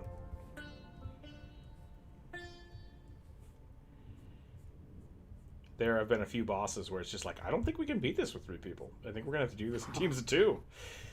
Like, we're getting our ass handed to us. Basically, with 3 people, everybody gets one-shotted regardless of how you're building. And it makes being a tank very, very sucky. I think the worst boss I had to fight so far, I haven't fought many bosses, was this field boss called Commander O'Neill. And he just like summons big tornadoes of scarlet rot, and just like, he also uses spirit summons. Oh yeah, yeah. I was like, oh my god. Yeah, we did that with go 3 people. away. That was fun. That was really fun. It took us like an hour. So I progressed on through just Swan Quest and got underground and got a mimic spirit summon. Yeah, I basically haven't used the summons at all except when playing on Twitch.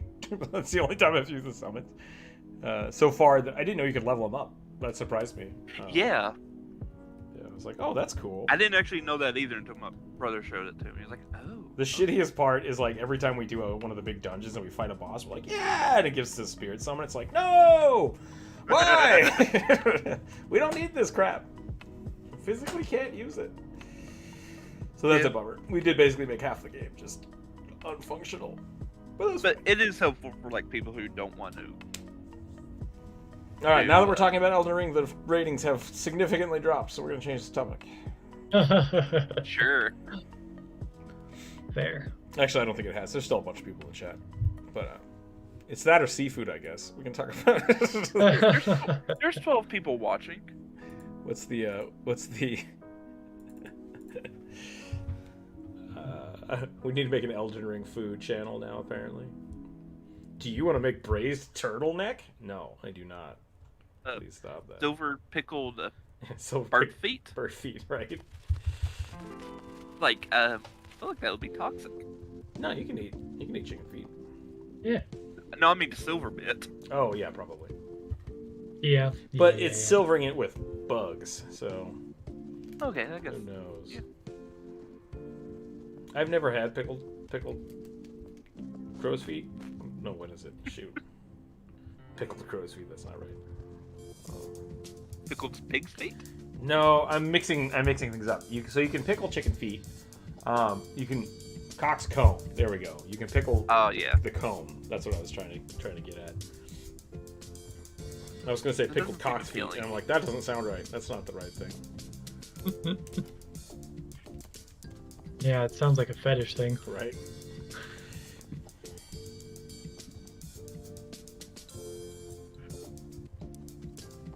Don't forget about the land octopus. Yep. Thanks.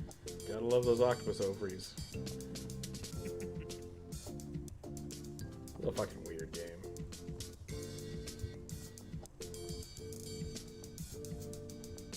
The weird monkey people.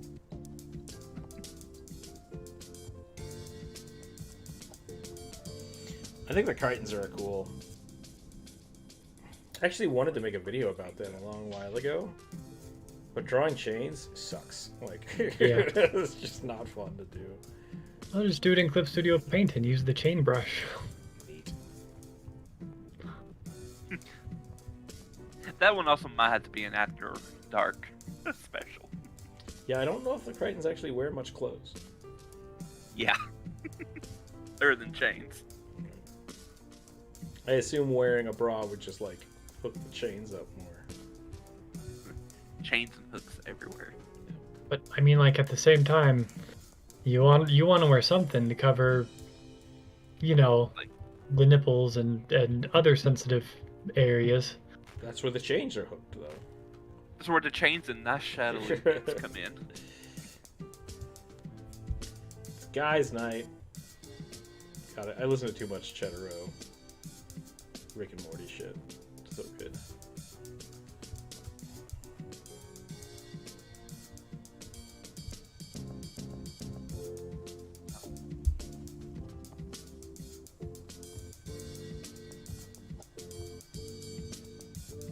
Uh-oh. Uh-oh. Everything disconnected. Uh-oh. The Augur Crichton in my go is my go to when, wow, sentences, functional, okay. The Augur Crichton is my go-to when I want a Pathfinder specific Beholder style encounter. That's cool. Gritty and alien game for wits. Interesting. Hot take. Fantasy cookbooks need to calm down and study food theory instead of adding cheese to every generic recipe. Yeah, I don't think that's a hot take. I think that's fair. I got the D&D cookbook and I was really excited for it. And then I made the Dwarven flatbread and I was like, this is just really kind of actually mediocre flatbread. What is Dwarven about this? And it's nothing. There's nothing. It's mediocre. It's just... Like all dwarves. Yeah. Maybe. You could have put like a nice stout in there or gravel. I don't know. Don't put gravel in your flatbread. Some sort of mushroom? Yeah, some kind of mushroom. They did do like a Underdark portobello roasted mushroom, and I was like, that's nice, I guess. But yeah, the recipes aren't wholeheartedly clever. They're just generic recipes. The photography in that book is amazing. It's so good. I really do love that book, but I basically have all those recipes in other books. So yeah, I don't know. I was disappointed. I was disappointed. I was sad. But there's a video out there if you want to watch how to make the dwarven flatbread. I highly recommend it. I have my own little suggestions in there. I like cooking. I'm glad I'm able to like, enjoy cooking again. That's something I wasn't able to do for a long time. So that's fun.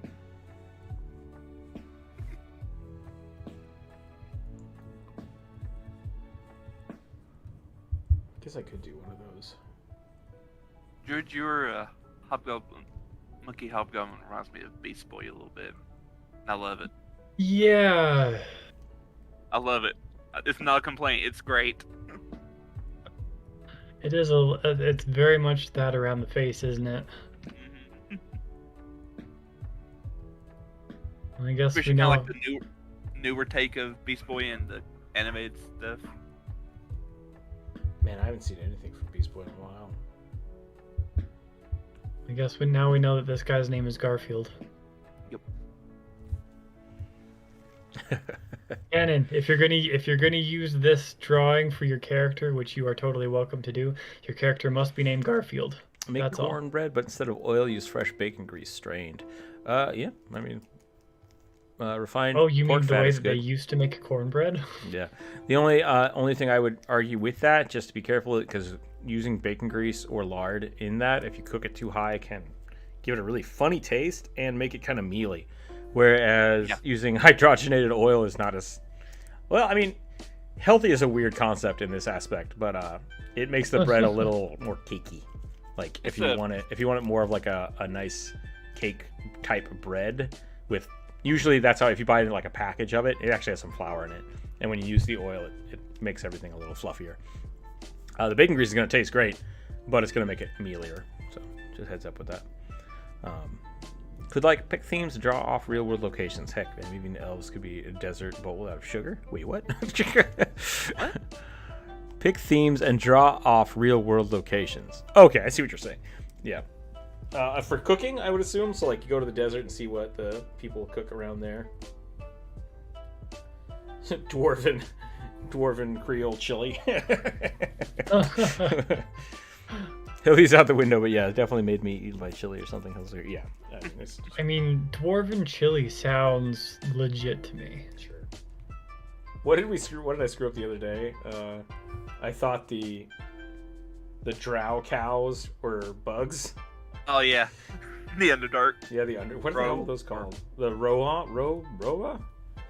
Doesn't matter. Yeah. I screwed it up. Beetle farmers. D&D's version of muskoxes. Yeah. Beetle milk. Everybody loves beetle milk.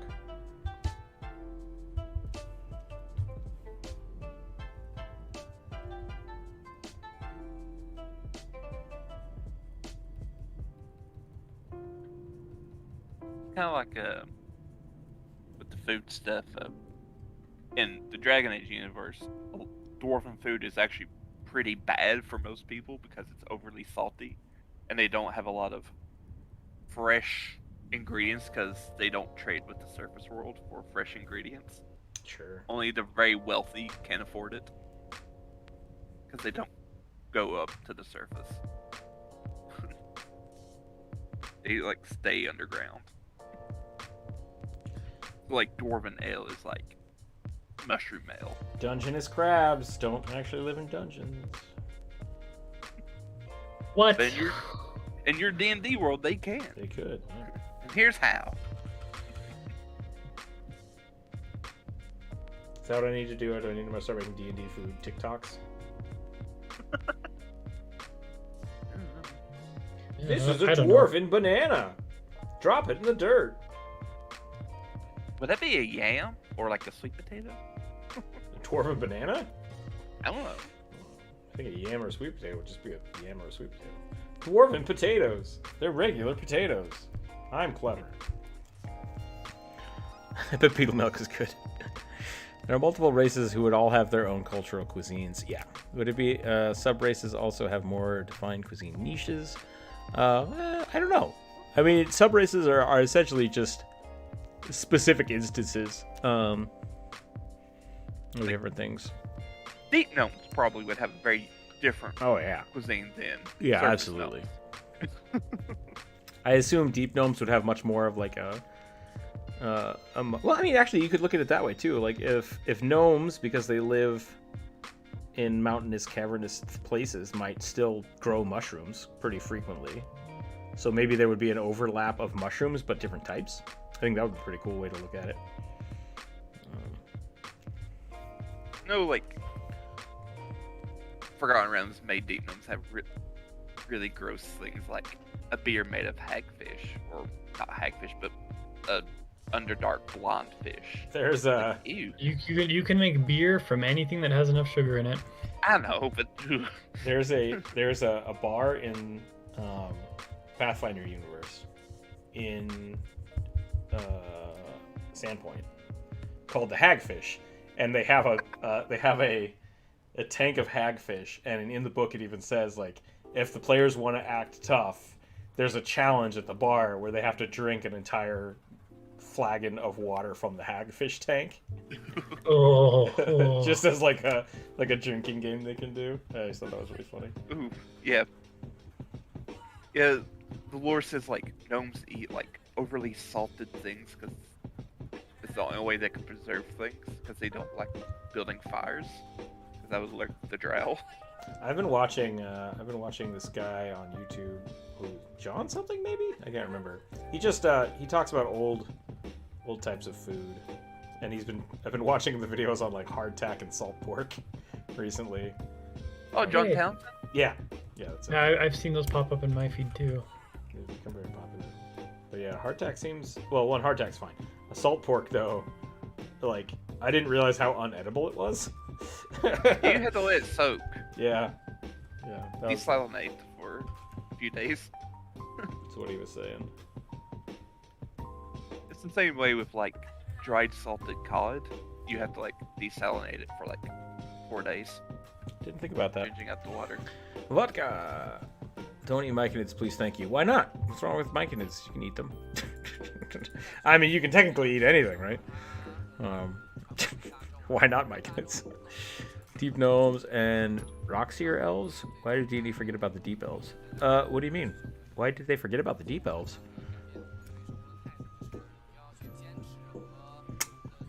Are deep elves different than other things? You have to tell me more about deep elves. They may have been a specific universe thing. Maybe.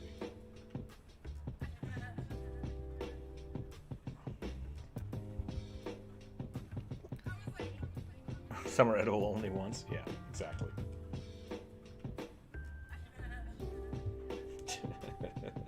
This mushroom will feed you for the rest of your life. Does that mean you die after eating it? Yes, that is the implication.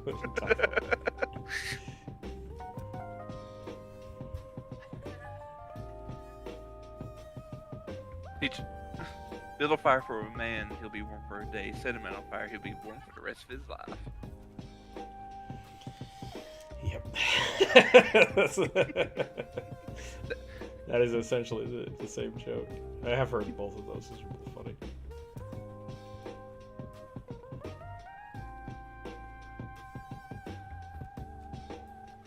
Lamborghini, what? If you buy a Lamborghini, you can get a custom color. Oh, yeah? Uh-oh. Uh-oh. Brian, did you figure out what you're doing with your retirement? Oh, no. It's going to be like... I need 45 orange Lamborghinis. Not I can't kind of blame orange either, like violently orange. Oh my Yeah. god, can you do that? I would love to do that. Go to someone who specializes in paint and just tell them that you want violent orange.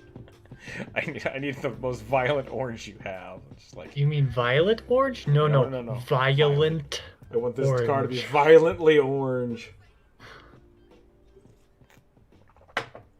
Gloamings. I've heard of gloamings before.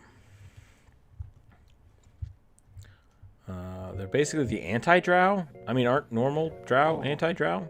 Tall elves that meld with some stone and have underground cities. Very reclusive. Interesting.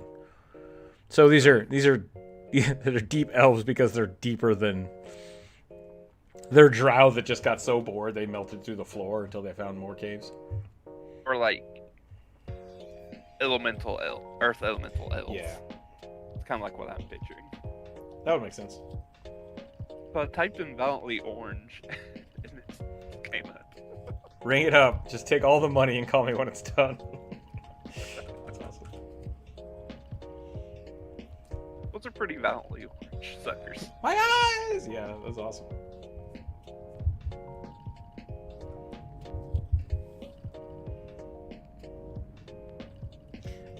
I remember watching a podcast of some sort talking about the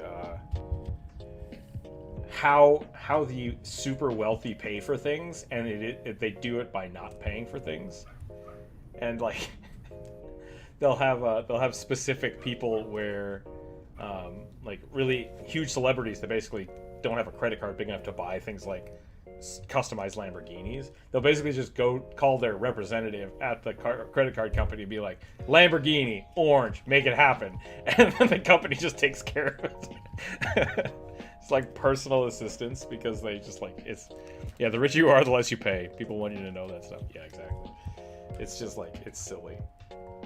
But I do like that idea. Like, I would love to have the potential to just like not have to go to a car dealership and like pick out colors. Just be like, I want this and I want this color, make it go. Just have it happen. Make the car show up in my house whenever. Money is no object. Yeah. It's like, I heard, I don't know if it's fully true, that there's like essentially a Facebook that's just for rich people and you have to pay to be in it. And you have to have like a certain... Oh, you mean like a country club? But it's an online thing. Yeah. Those exist all over the place. There was some NFT fucking restaurants that you could only get into if you bought these like $1,000 NFTs, and it's like, that's stupid. Like, they're trash. It's just... I'm just gonna say it. It's the exact same thing as just being like on a membership list. It's like, it's so silly. Yeah, that is one of the reasons why I absolutely hate crypto and NFTs and all of this other stuff. People are like, it's going to change the landscape of how money functions. It's going to give people a way to climb the ladder, and it's not, because people use it exactly the same as the system that was already there. Yep.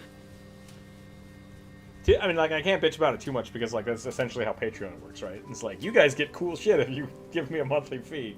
And it's like, oh, I'm that guy. But at the same time, like, it's so many extra steps just to prove that you have tons of money to, like, make it a membership. Like a restaurant, that's what I'm saying. Like, I still want to be able to sell the stuff that I sell on the Patreon to people. Which, that reminds me, I'm thinking about putting together sticker packs, and I think instead of trying to sell all my stickers all the time, I'm just going to put up like $10 or $20 packs of stickers available for that month, and then I'll change it every other month. I think that's going to be cool. If people have the existence of Thaco, we're going to talk about that.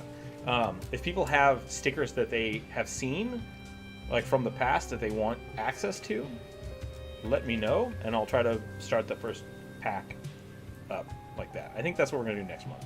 Did you just call me a sucker for orange? Those are suckers and are orange. Yes, I did. Okay.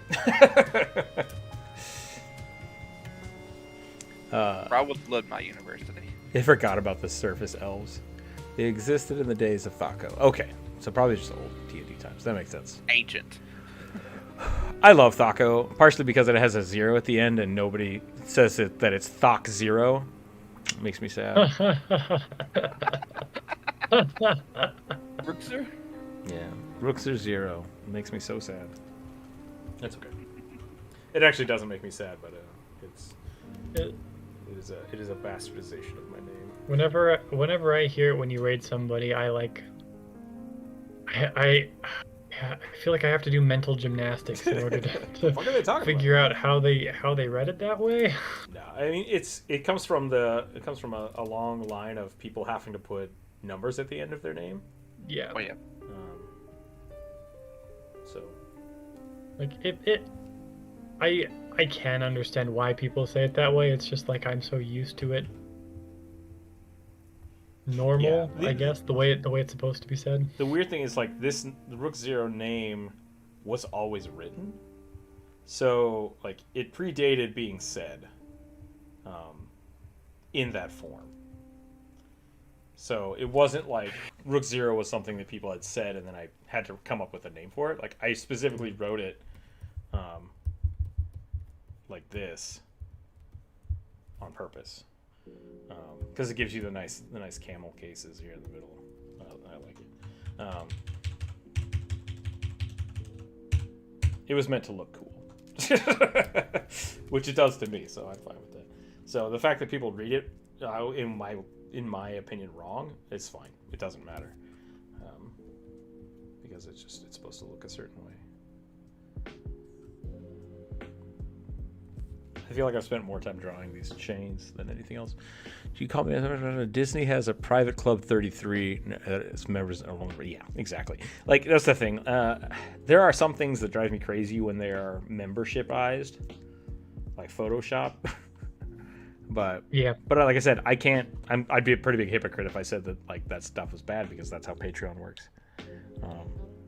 And I really, what did Amanda Palmer, for a long time, I don't know if she still does it this way or not, used to just only charge people in Patreon when she released a video. That was pretty cool. I like that idea too. I like Thaco, a clown, NPC, and Wild Beyond is Witchlight. There's a clown named Thaco, I think. Oh wait, did you say before my D&D time? Because I played D&D first edition. That's how I learned how to play D&D. Rick is ancient. Yeah. Thaco's a bit of a dig old style players, but it'll make fun of ourselves half the time. Right, yeah. I apologize, but they are good chains. Thank you, HB. I'm trying to make them functionally fast. Like it just has to be the illusion of chains. Chains of perdition. No, it wasn't you. Okay, gotcha. Yeah, Thaco was fun. First time I heard about was on the game show Actually. Oh yeah, Matt Mercer was on that one, right?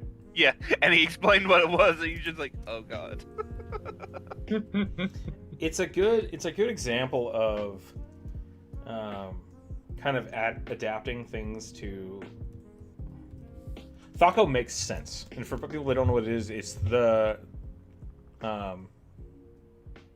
to hit an armor class of 0.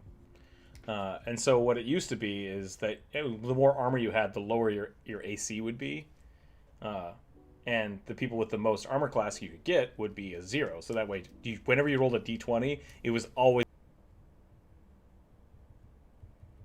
What are we doing? What time is it? It's 1 o'clock, which is pretty good. I'm gonna take a quick break to get a drink, but I think we'll probably do 1 or 2 more. I kind of want to just get going today. Cool. Yeah. Let's take a Put quick. mine back up. I also need to get some more water. I'm out. Yep. I'll be right back, everybody. Take a quick break ski. We'll be right back.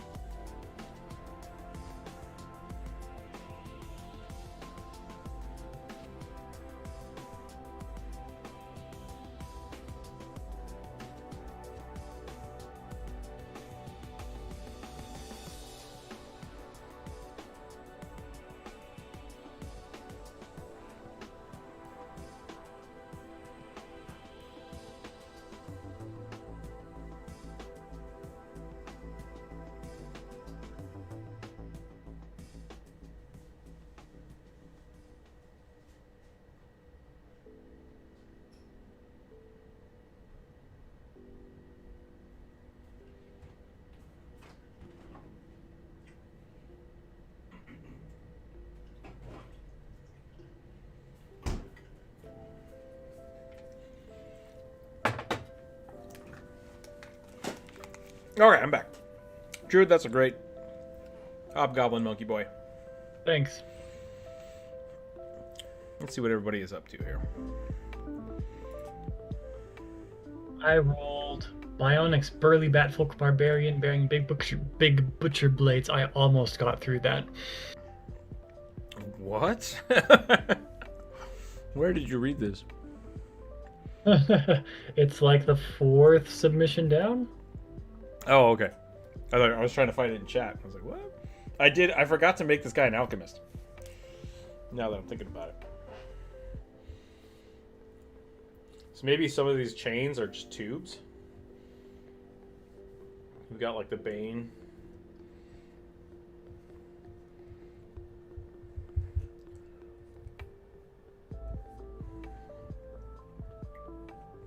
It's got like the Bane tube system. We can get my bone.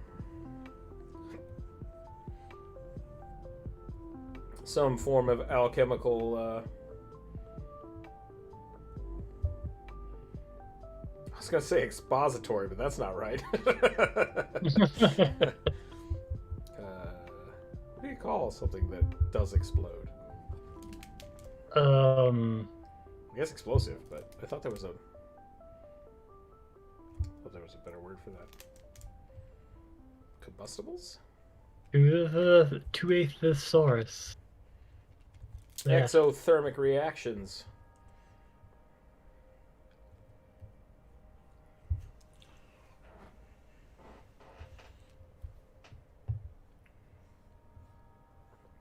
Very cool character idea. I like this a lot.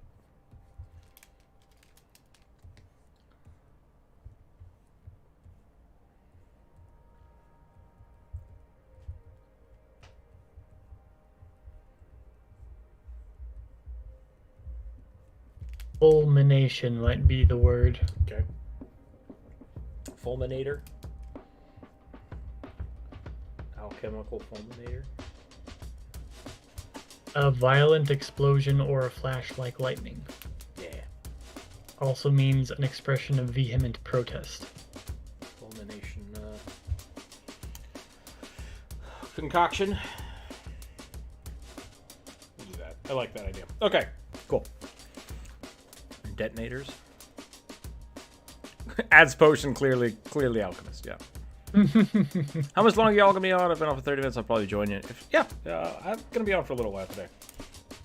Last week was a little short because life, and so this week I wanted to be a little better. Or maybe last a little longer here. We're gonna add. We'll probably do 2 or 3 more. We'll see how far that goes. Back to the means paper. Which means I'll maybe get half of one in. Burly Batfolk Barbarian bearing big butcher blades. Okay, that's the one you're doing? Yep. Alright. I mean, that's what my dice told me to do. I'll be honest, I wanted to do it though. Okay, 1, 2, 3, 4, 5, 6. Wait a minute. Got running over raptors down. 1, 2, 3, 4, 5, 6, 7. Oh. If I roll an 8, I'll just roll again.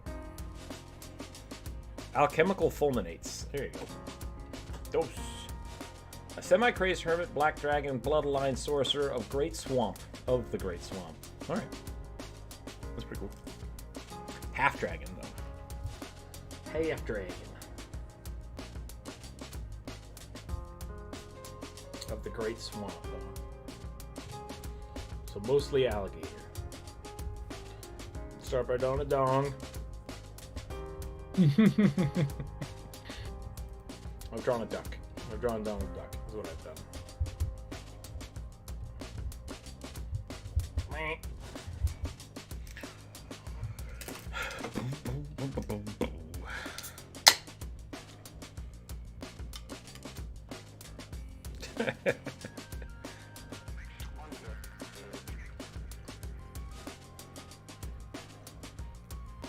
Rook, this is you two. This is you two. We're 2 hours in. The the algorithm doesn't check this far. Yeah, we can draw all the penises we want now. Yeah, we've been talking about explosives and food and NFTs, so I'm sure the whole The whole YouTube thing is just gone. Demonetize this video into the ground. Into the ground.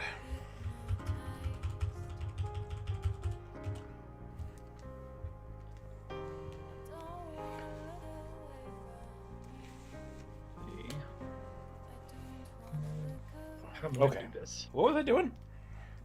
I don't know. What were you doing? Dragon. I only know what I was doing. Half dragon thing.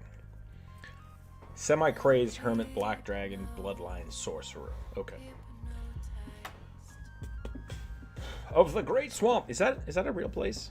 I like the idea of there being just a great swamp.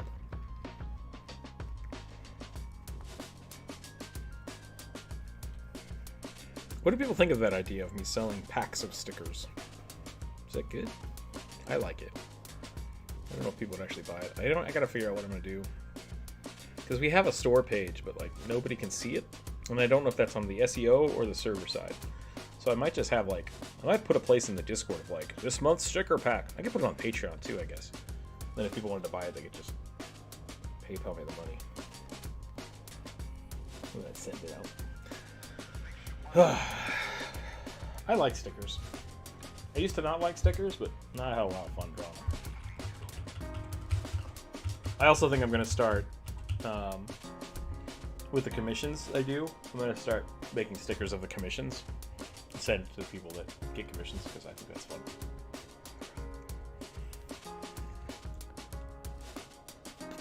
Half dragon.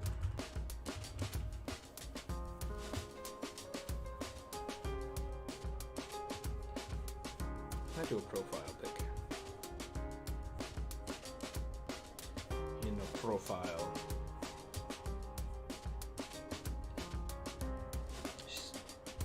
Half crazed though, huh?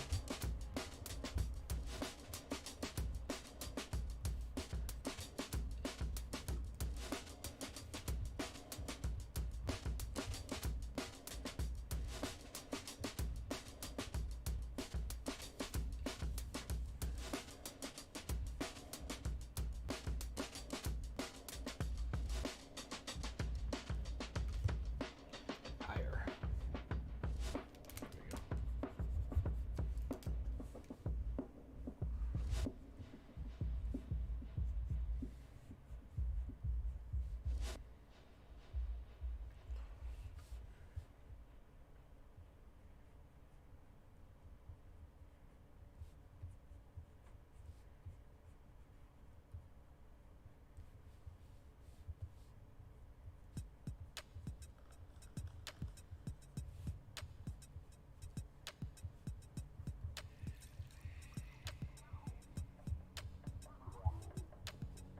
How do I do this?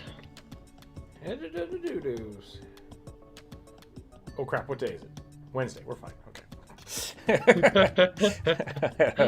Had a moment of panic. You can pick a cute, cool-looking bat, please do. Don't use the one of the naked mole rat-looking ones. Wait, what? What bats are we drawing? Oh, it's Druid's drawing bat.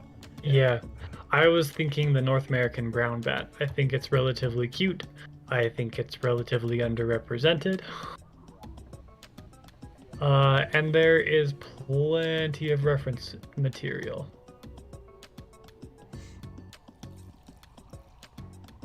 That's kind of crap. I want to do that again. What if you prefer I could do a flying fox? Flying foxes are the huge ones, right? Oh yeah.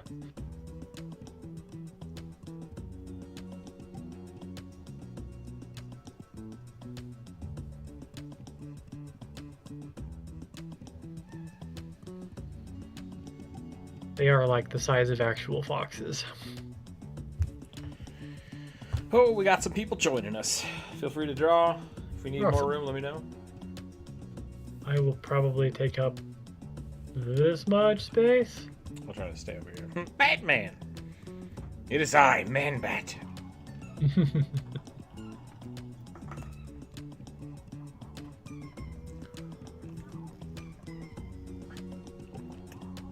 Would you rather fight one fox-sized bat or 100 bat-sized foxes?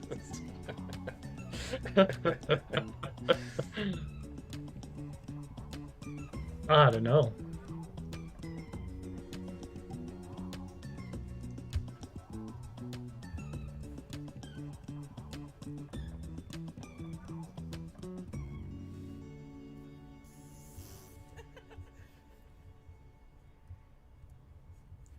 Okay, swamp dragon. What kind of dragon would live in a swamp?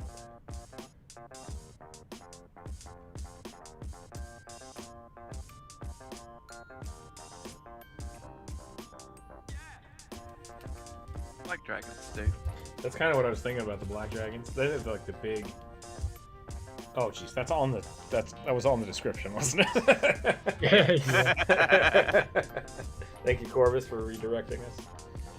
You're no problem. As I direct myself to a shield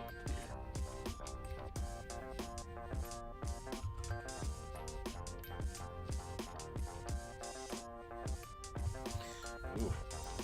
Posture check. I'm gonna posture check myself. Vampire bat. I used to live where there was a giant albino bat Nice. near my house. If you stayed up till sunrise, you could see it. Pretty awesome. Thought it was an owl for a long time, but no, it was a big bat. It's pretty freaky the first time I saw it. My only experience with a bat is with the tiny brown bat that my cat swatted out of the sky and broke its wing. Oh no. So we had to call animal control. Cat had to get rabies shots just in case.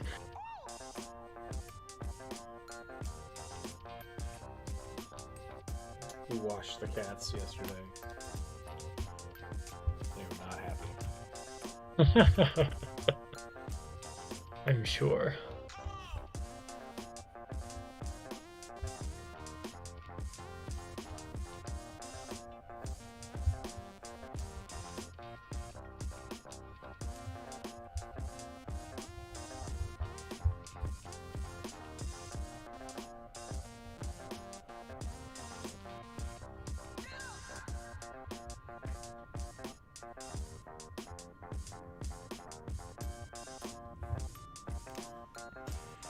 Wish bats made better household residents. I don't. They shit on themselves. That's weird.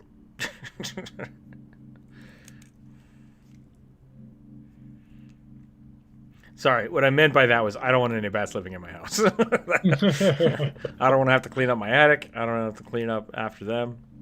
That was not that I don't wish they were better pets. I just don't want any bats in my house. You get a lot of bats out of the way. The sun goes down, they become the most common. Nice. So many bats. Yeah. I used to live around bats. They're pretty cool.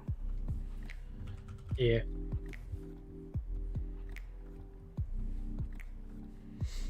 I like the ones that eat bugs, which is most of them.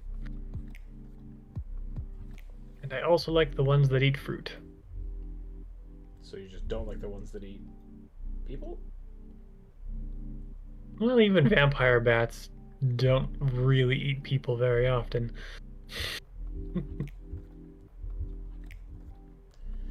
Yeah, mostly I just don't like the ones that are parasitic. Got it. What a weird way to live.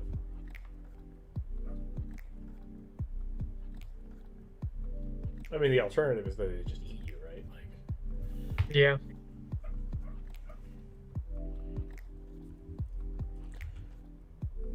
how dare you bite me but let me live?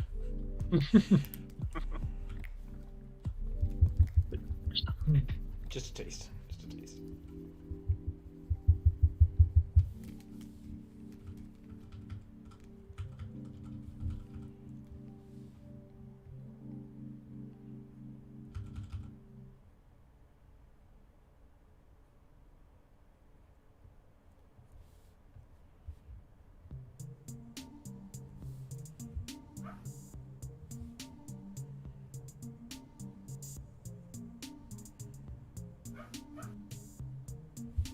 Dragon Sorcerer. The vampire bats are probably the most courteous. They're sneaky and gentle and even have numbing saliva. But at the same time, their saliva encourages your wound to stay open for a long time, and they live in an environment that is very hot and humid, and where a lot of things can get in there and make it infected. I knew some guys that grew up in Tonga, and they would have to be really careful because if they weren't studious about their bedding, rats would come in and bite their feet. Yeah. Like, that sucks. Ugh, yeah. Are you dead? I don't care. I'm gonna bite you.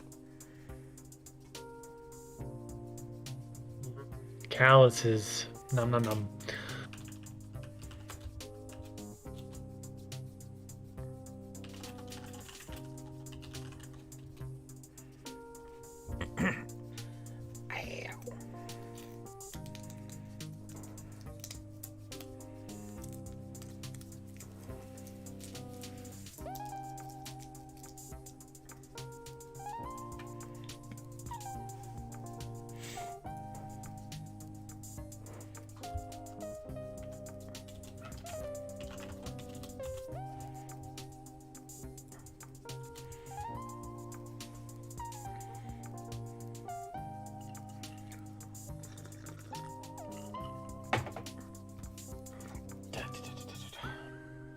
Alright, I've got a plan now. I'm gonna have to fudge some leg anatomy, but I got a plan. Can't decide if I should give her wings or not. I like giving... Wait, was this supposed to be a dragonborn? Because I went half dragon. Why did I have dragonborn stuck in my head all of a sudden? They don't even say race, they just say Black Dragon Bloodline Sorcerer. Oh, okay. So, they're a draconic sorcerer, which could constitute half dragon or dragonborn. I'm gonna go half dragon.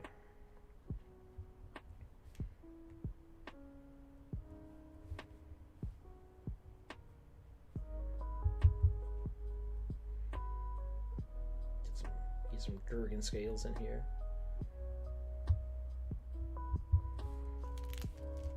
I think I did something weird with this shoulder.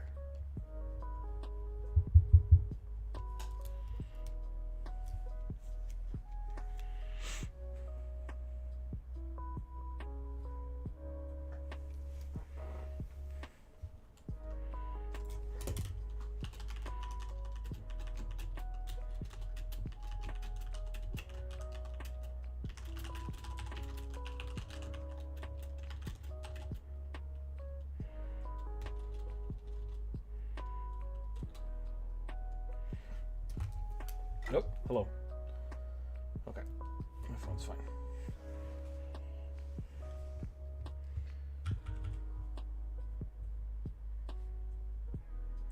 This should be the tricep here, which means that this muscle goes all the way around, and we should see the bottom of this come up over here. The arm is slightly too short. That's what's happening.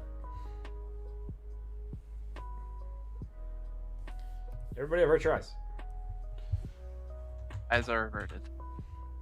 Just want to make sure there wasn't any weird, like, inappropriateness happening right here. There we go. Yeah, that looks better. That looks way better.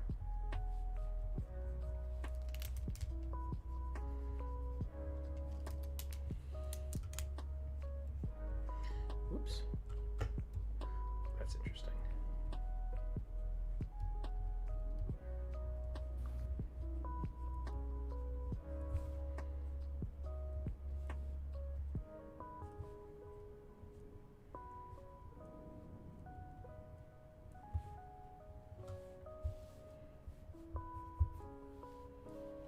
Black dragons have those weird, like, super bent horns, right?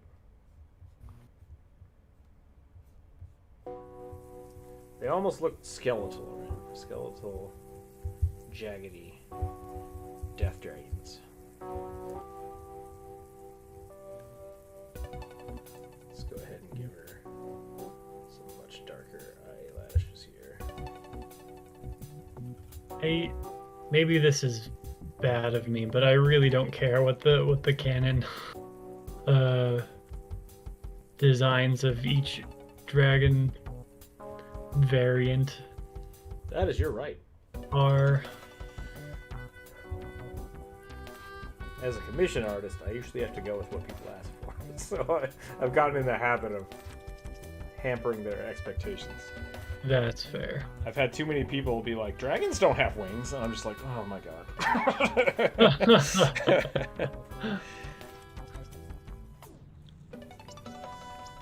Dragons don't have feathers. Yeah, why don't dragons have feathers? I fucking love I feathers. thought dragons are green and red. Yep. All of these things are conversations I've had with people. I remember.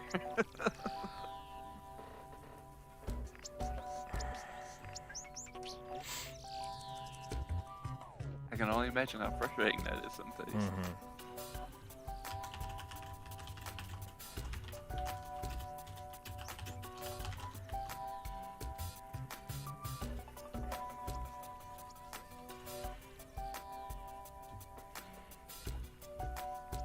This is not going how I had hoped.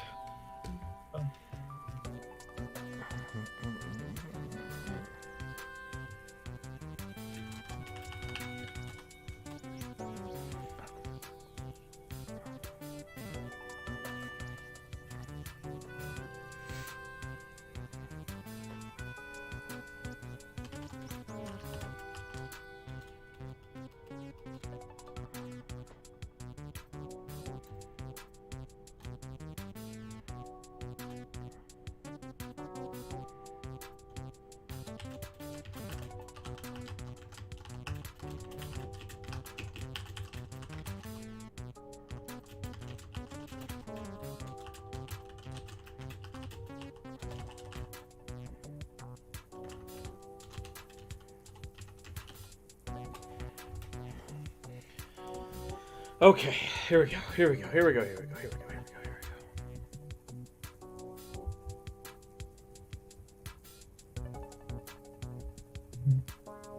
Dragon. Dragon. Definitely hitting that wall. That, like, creativity wall. But I'm also in, like, right now I'm in that, like, my lines feel really good. I'm nicely warmed up, but my brain wants to just not do anything for a while.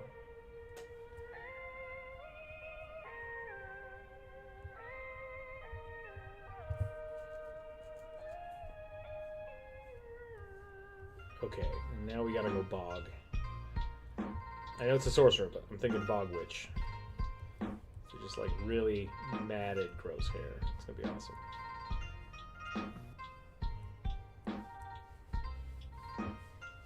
Sorcerers can be gross and witchy. Sure. But it's not Yeah. specifically a witch, so that's all I'm saying. Well, neither is Laudna in Critical Role, and she's. Speaking of, Very witchy. I was gonna say, speaking of witches, where's Jonas? I don't know. I was thinking about him earlier today. I haven't heard from him in a while. Hope he's okay. Hope everybody out there's doing all right. Still weird time. Yeah. People staying healthy, I hope. The world is crazy. COVID is still a thing. I mean, Backstreet Boys reunion tour is still a thing.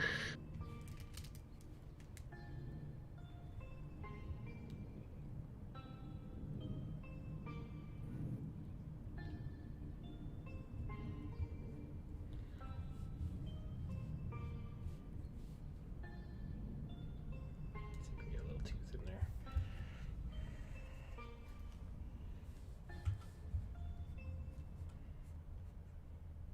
Oh, I closed the YouTube chat. I'm so sorry. I clicked on Discord. Like, why did it get so quiet all of a sudden? Oh, let's see what we got going on here. What kind of bat do you decide on? Yeah. Going with I'd vote North American brown bat. Never seen them in the media. Dragons are not color coded for convenience. Gold dragons. Yeah, can be evil. Yeah. That's right. I'm gonna go with the brown bat. Witches beat liches.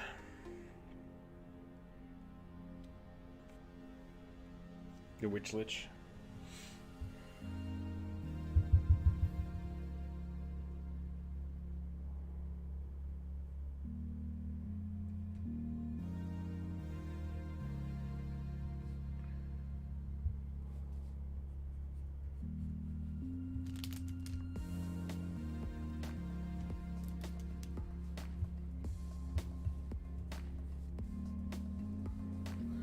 Don't want her to have a tail. I don't know, I want her hair to be like kind of animated.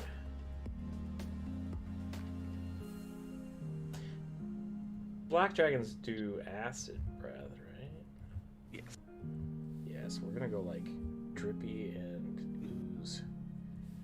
I mean, they live in a place where a lot of mushrooms grow. They might do acid too.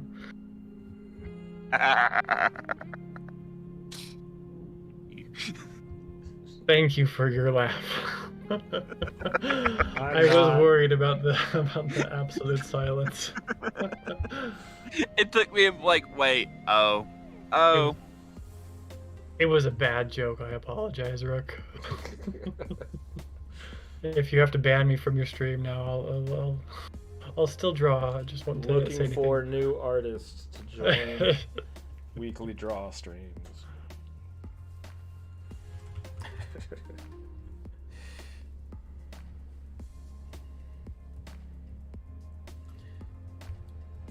Must be available middle of the day. Will not be paid. Yeah, will not be paid. What's the hourly wage? No. Think of it as an unpaid internship. Oh. We'll pay you an exposure. Thanks, TikTok. Thanks.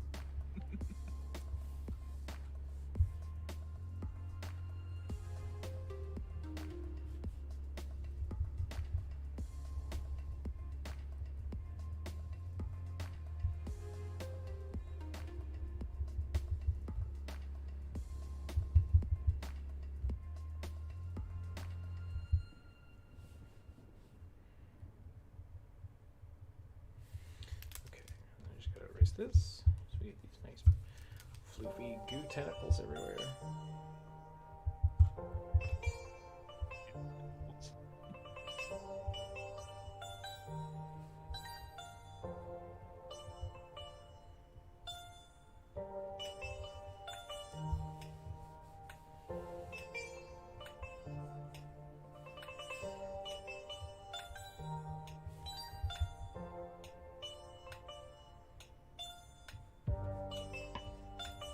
Brown bats have these cute little square faces.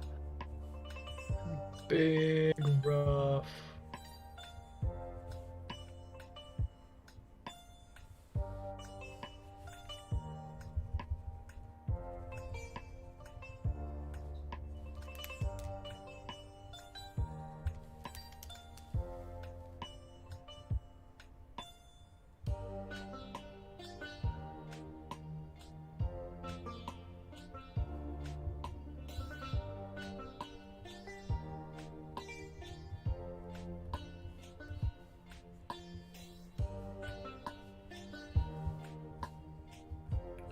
Oh, it's taco night. Tacos. Just remembered, I made taco meat yesterday. I'm excited.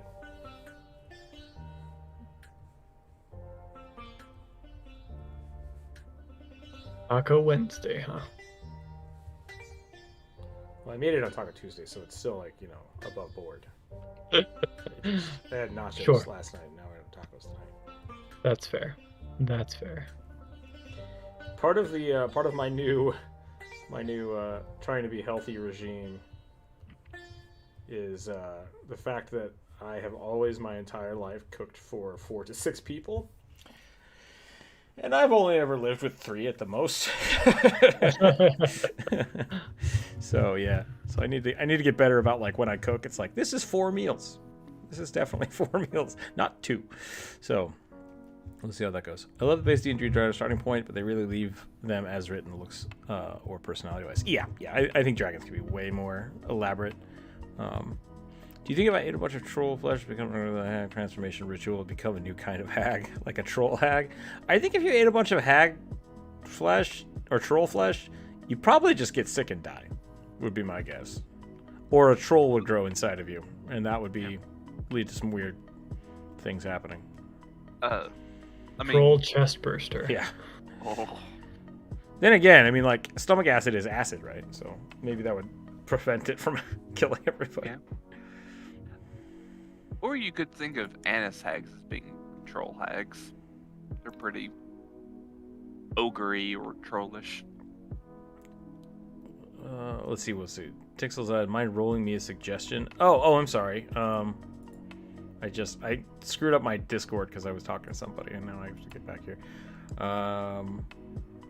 If you still want a suggestion, I can roll one of these. I think they're drawing the knoll.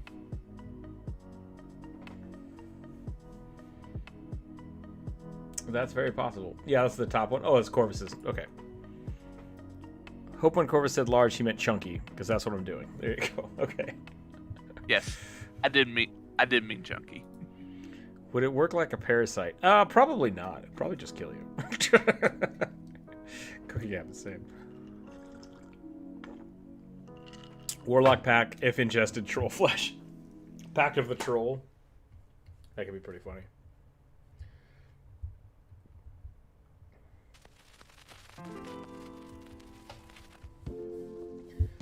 Okay, I want more scales. I want more scales down here as well. Like,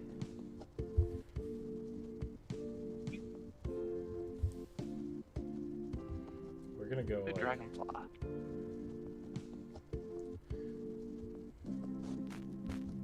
You say dragonfly? Yeah, I'm in Elden Ring, and the stupid dragonflies just randomly like Whoa. fly down and grab you. Yeah. They're the third worst thing in the game. Any flying creature is bad.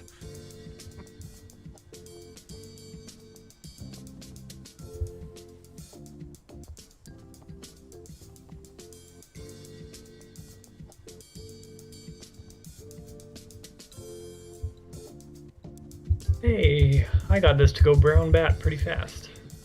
Nice. Okay. I am now done with my Elden Ring escapade.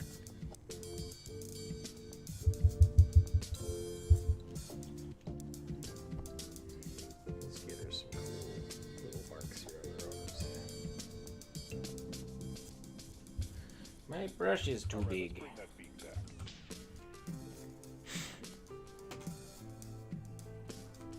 The discussion is a lie. It was always a xenomorph. That's funny. That bat face gave me life. I'm glad. It's not done yet. But it's very much like staring right at the camera, isn't it? Breaking the fourth wall.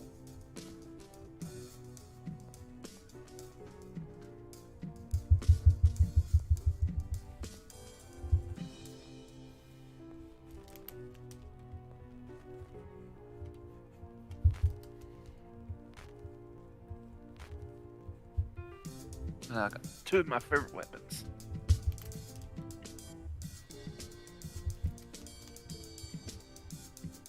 You know, the Hero on PS4 makes a lot more sense.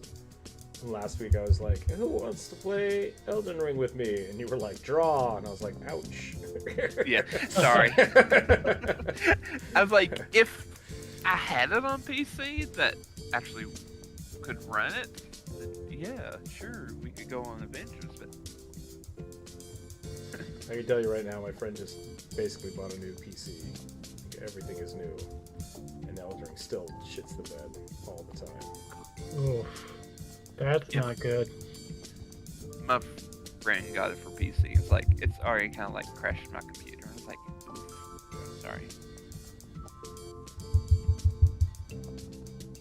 Yeah, I just went and grabbed the sword that puts enemies to sleep. That is the dumbest mechanic in the game. And not like, oh, that's not fair. It just doesn't do anything. Like, you attack somebody and they go, boo. It's like a miniature stun. But it's like, if that would have been a bleed weapon, they would have just died. That is way more effective than a half-second stun. What are you doing? Sorry. I just like you can put like trolls and a bunch of Yeah. even some bosses like asleep. So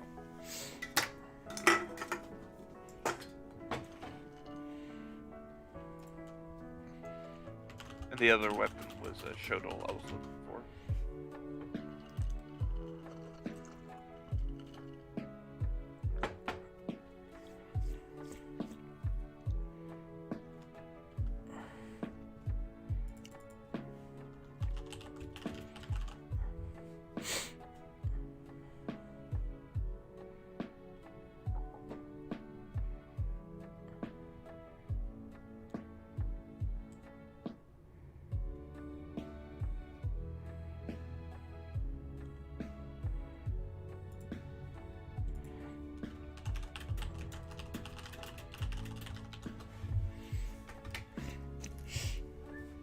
Oh, what? Why?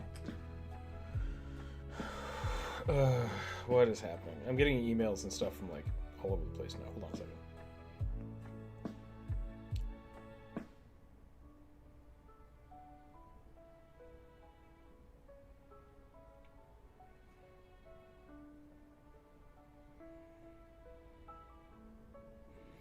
And delete.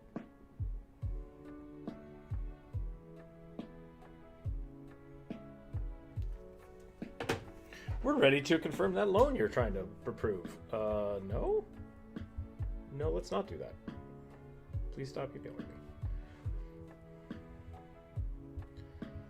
I've been making a habit of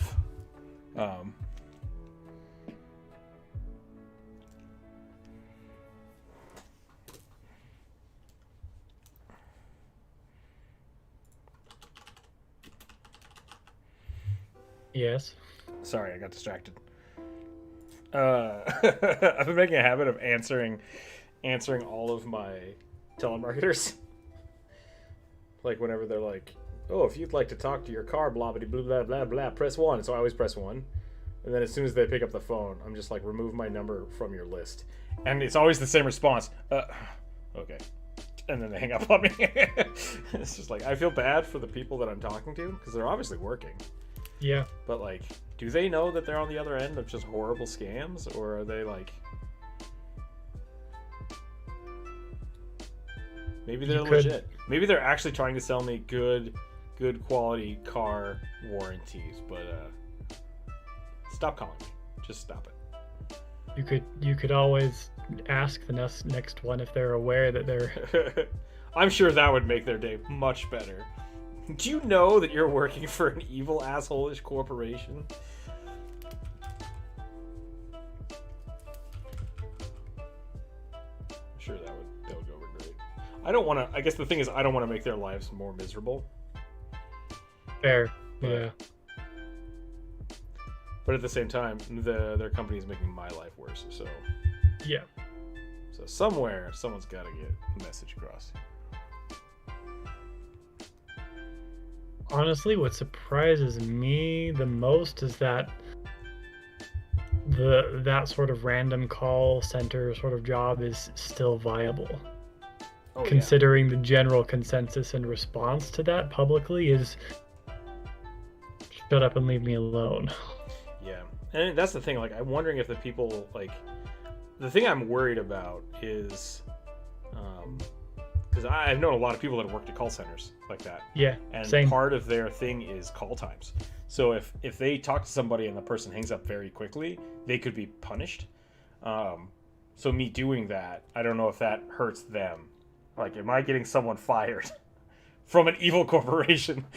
But yeah, from a job that Yeah. doesn't care about them and doesn't take care of them and doesn't pay them what their time is worth.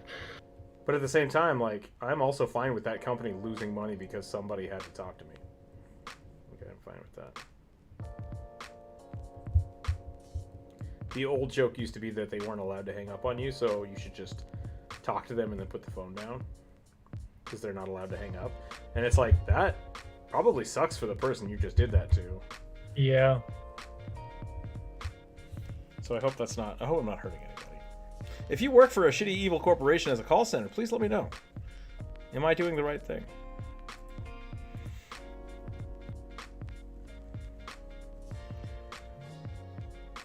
They only need 0.5% of the people to say yes for profit. Yeah, exactly. Like that's the shitty part of it.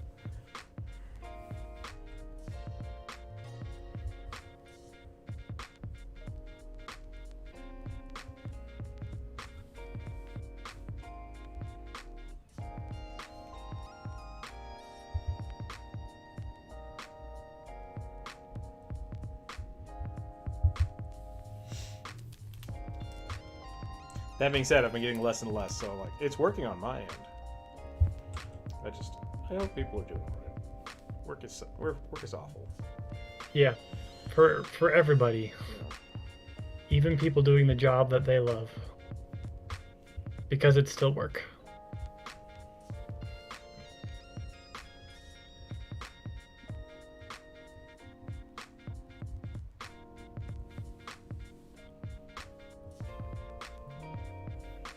Let me know if I'm getting too close to your knoll. I could probably move her over, actually. I want her to look more draconic. Right now, she's just sexy bikini model. I need more scales. Is what I need.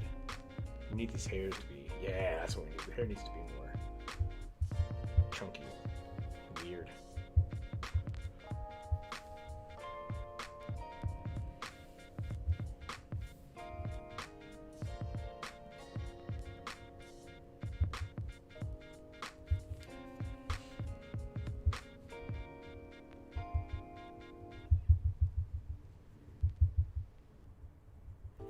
I need to do another. I'm almost done with the sketchbook again, but I'm gonna need to do either another video for it, or I might just start posting it on the Patreon page. 'Cause it's very not safe for work, and I don't want to just put that out there on the Discord. So I'm not sure if I'm gonna do that though. It's like I said, I also don't want the Patreon to just be locked out if I want to share stuff with people. So maybe I'll go through and I'll pick it. Maybe I'll hand pick some.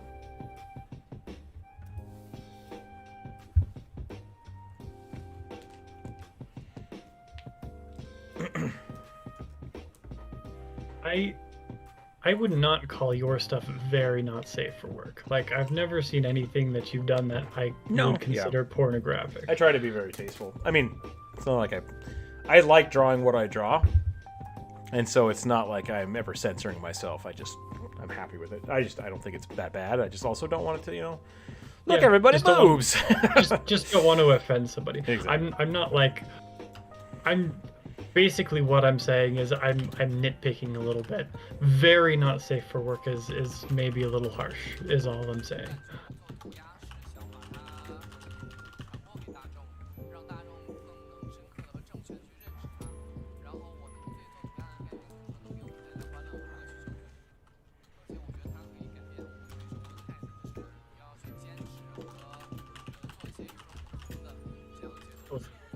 This Batfolk is a fucking roller coaster of artistic emotion.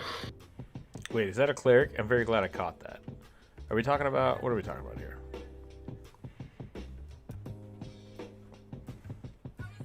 There's a lot of loincloth going on this stream right now. That eel folk was pretty risque. Yeah, exactly. Lots of flesh. Lots of fleshy, bitey parts.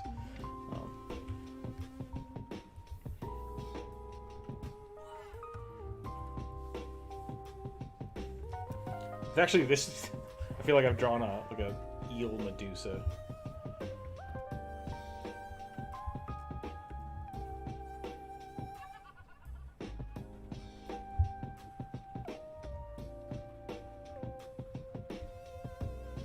I'll tell you what, I will change out the loincloth for something else if you can tell me what other clothing I could possibly realistically give this fellow who has bat membrane covering all of the sides of his torso. Bat testicles are huge, so let's just leave it as is.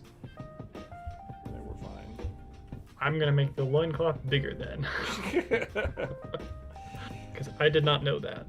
Well, I mean, just in comparison to their bodies. Yeah. Because they're just, I don't know. Like, you see a bat hanging upside down, then he just, like, opens his wings, and it's like, oh, God! Bat balls. They're everywhere.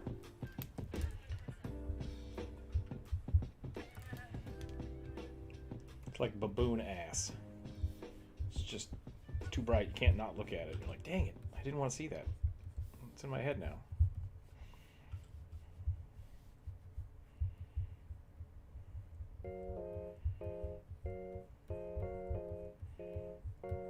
Baboon ass is really funny though. It is. It is.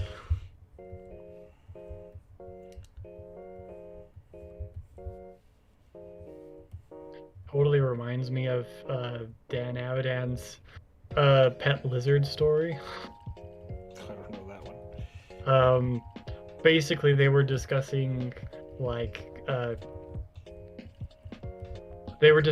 animals, and they were specifically talking about lizards that Aaron grew up with, and Dan apparently had two as pets, and Dan took it to like the comparative biology mating rituals when he described one day one of his lizards turned out to be male and just kind of grew this red pouch out of his throat, and the other lizard was like, oh fuck yeah. Oh baby.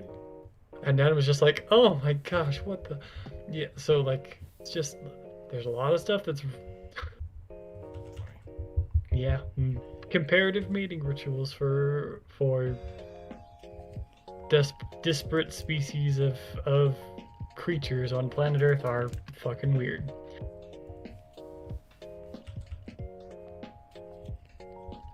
That's all there is to it. Jump Rope watches a bunch of like, what are they? There's a lot of YouTubers out there that like take care of birds. Yeah. And there's a lot of people on the internet that have birds and don't know a lot about them.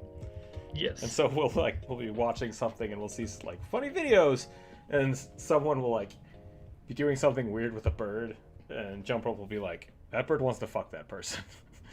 And they don't get it. And it's like, oh no. Like you have improperly imprinted that bird. You need to change something here. And it's like, ugh, creepy. Be careful with your birds, people. They kind of dumb.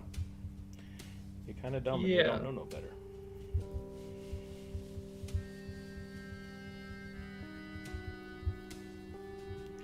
Look how cute it is. That's a mating ritual. That's a mating thing.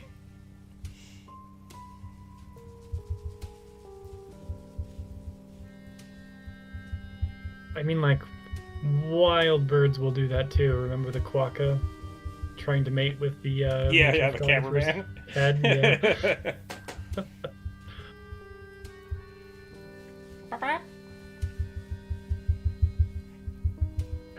and yes, hashtag not all birds are stupid. That's the part we have to clarify. Just a heads up, not all birds are stupid. Thanks for the chat work calls. No problem, Gabe. I hope you're doing all right. I hope our weird conversation didn't skew your...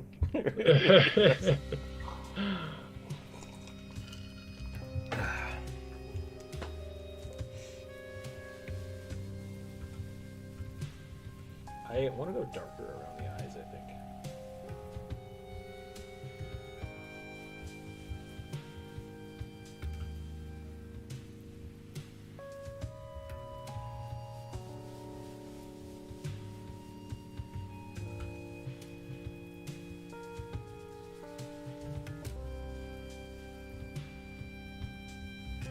A little more scaly.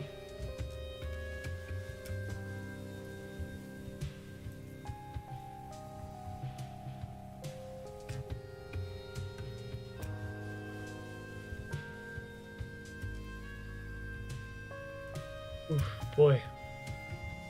Drawing anything with a wingspan really grows on you, doesn't it? Yeah. Yeah, I always hate that. Because I always start with like 3,000 by 3,000. And then it's like, I'm going to draw a character. And the wings are shit. That's real big. Gonna have to downsize just a skosh. My friend's bird will knock its toys off the counter and scream until you pick it up, even though he can't pick it up. You can also unplug phone chargers to get attention and turn off computers. Yeah, birds are smart. Birds are smart. Some birds In many are ways, smart. Birds can also be real stupid. in many ways, birds are very smart. In many ways, birds are real dumb. What was the thing about cockatiels? Like, they basically have the intelligence of a 3-year-old. 3-year-olds are not that smart. Like, Yeah. It's like they can understand things, they can do things, and they can throw tantrums. So, awesome. Also, it lives for 20 years. We have a 3-year-old for 20 years. Like, oh no. No bird, thank you. My uncle had a cockatiel that I had to watch from time to time.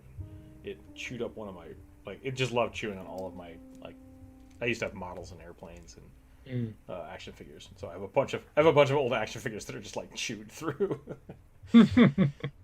I remember one time we had like one of those clap-on lights, but it was you could plug things into it. So it was a clap-on outlet, and we had a big lamp hooked up to it, and the bird discovered that when it squawked, that would trigger the clapper. And so it then decided to spend the next hour sitting in the lamp, staring at the light bulb, just going, just like blinding itself. It was like, okay, you're done here. And I had to remove it. I'm like, I'm just gonna get rid of that clappy thing. I mean, I've had days like that. I'm not gonna judge the bird.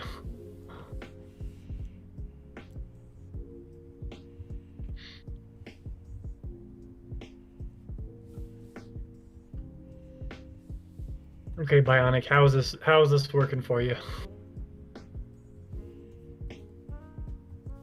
Right now I like it, but this has been a fucking roller coaster. I think it's pretty good.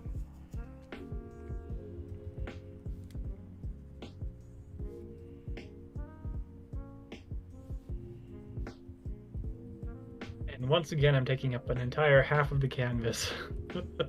Tinksel, if you need me to move, like, Actually, say the word. We're all squished in here. It's fine.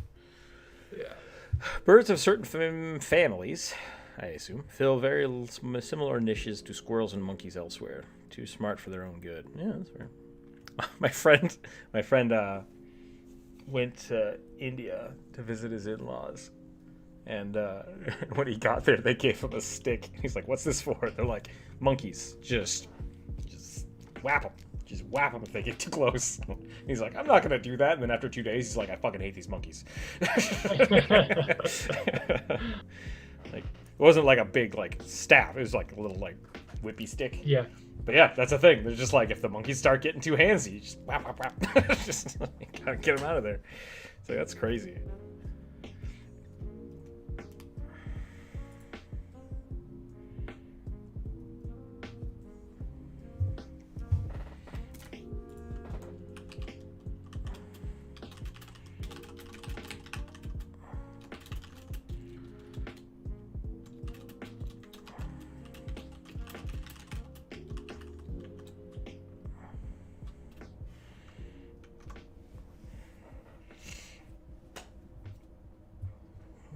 Yeah, Tinksel, the arm you had going, like, it was twisted kind of weird.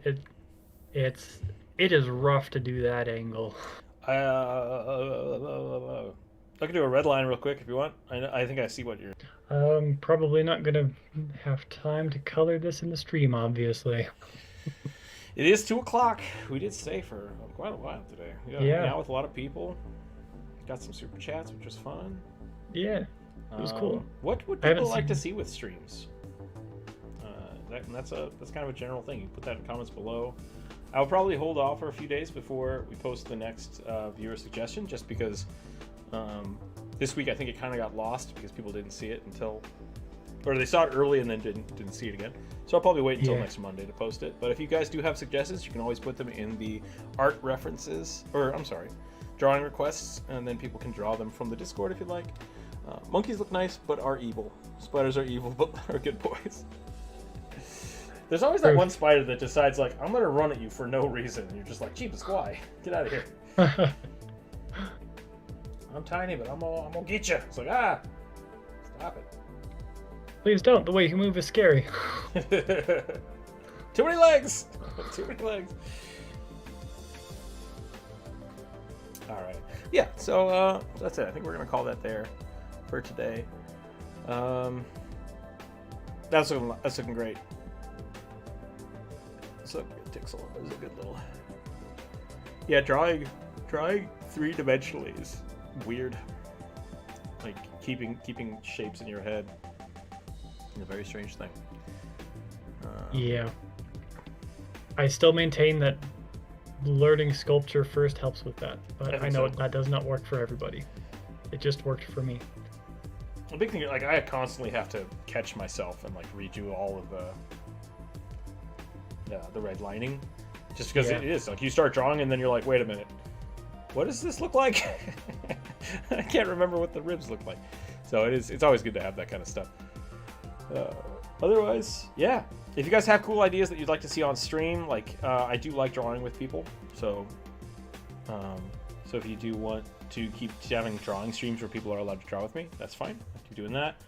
But if you have other ideas or you have things you want to see specifically, doesn't mean I'll do them, but please give me some ideas.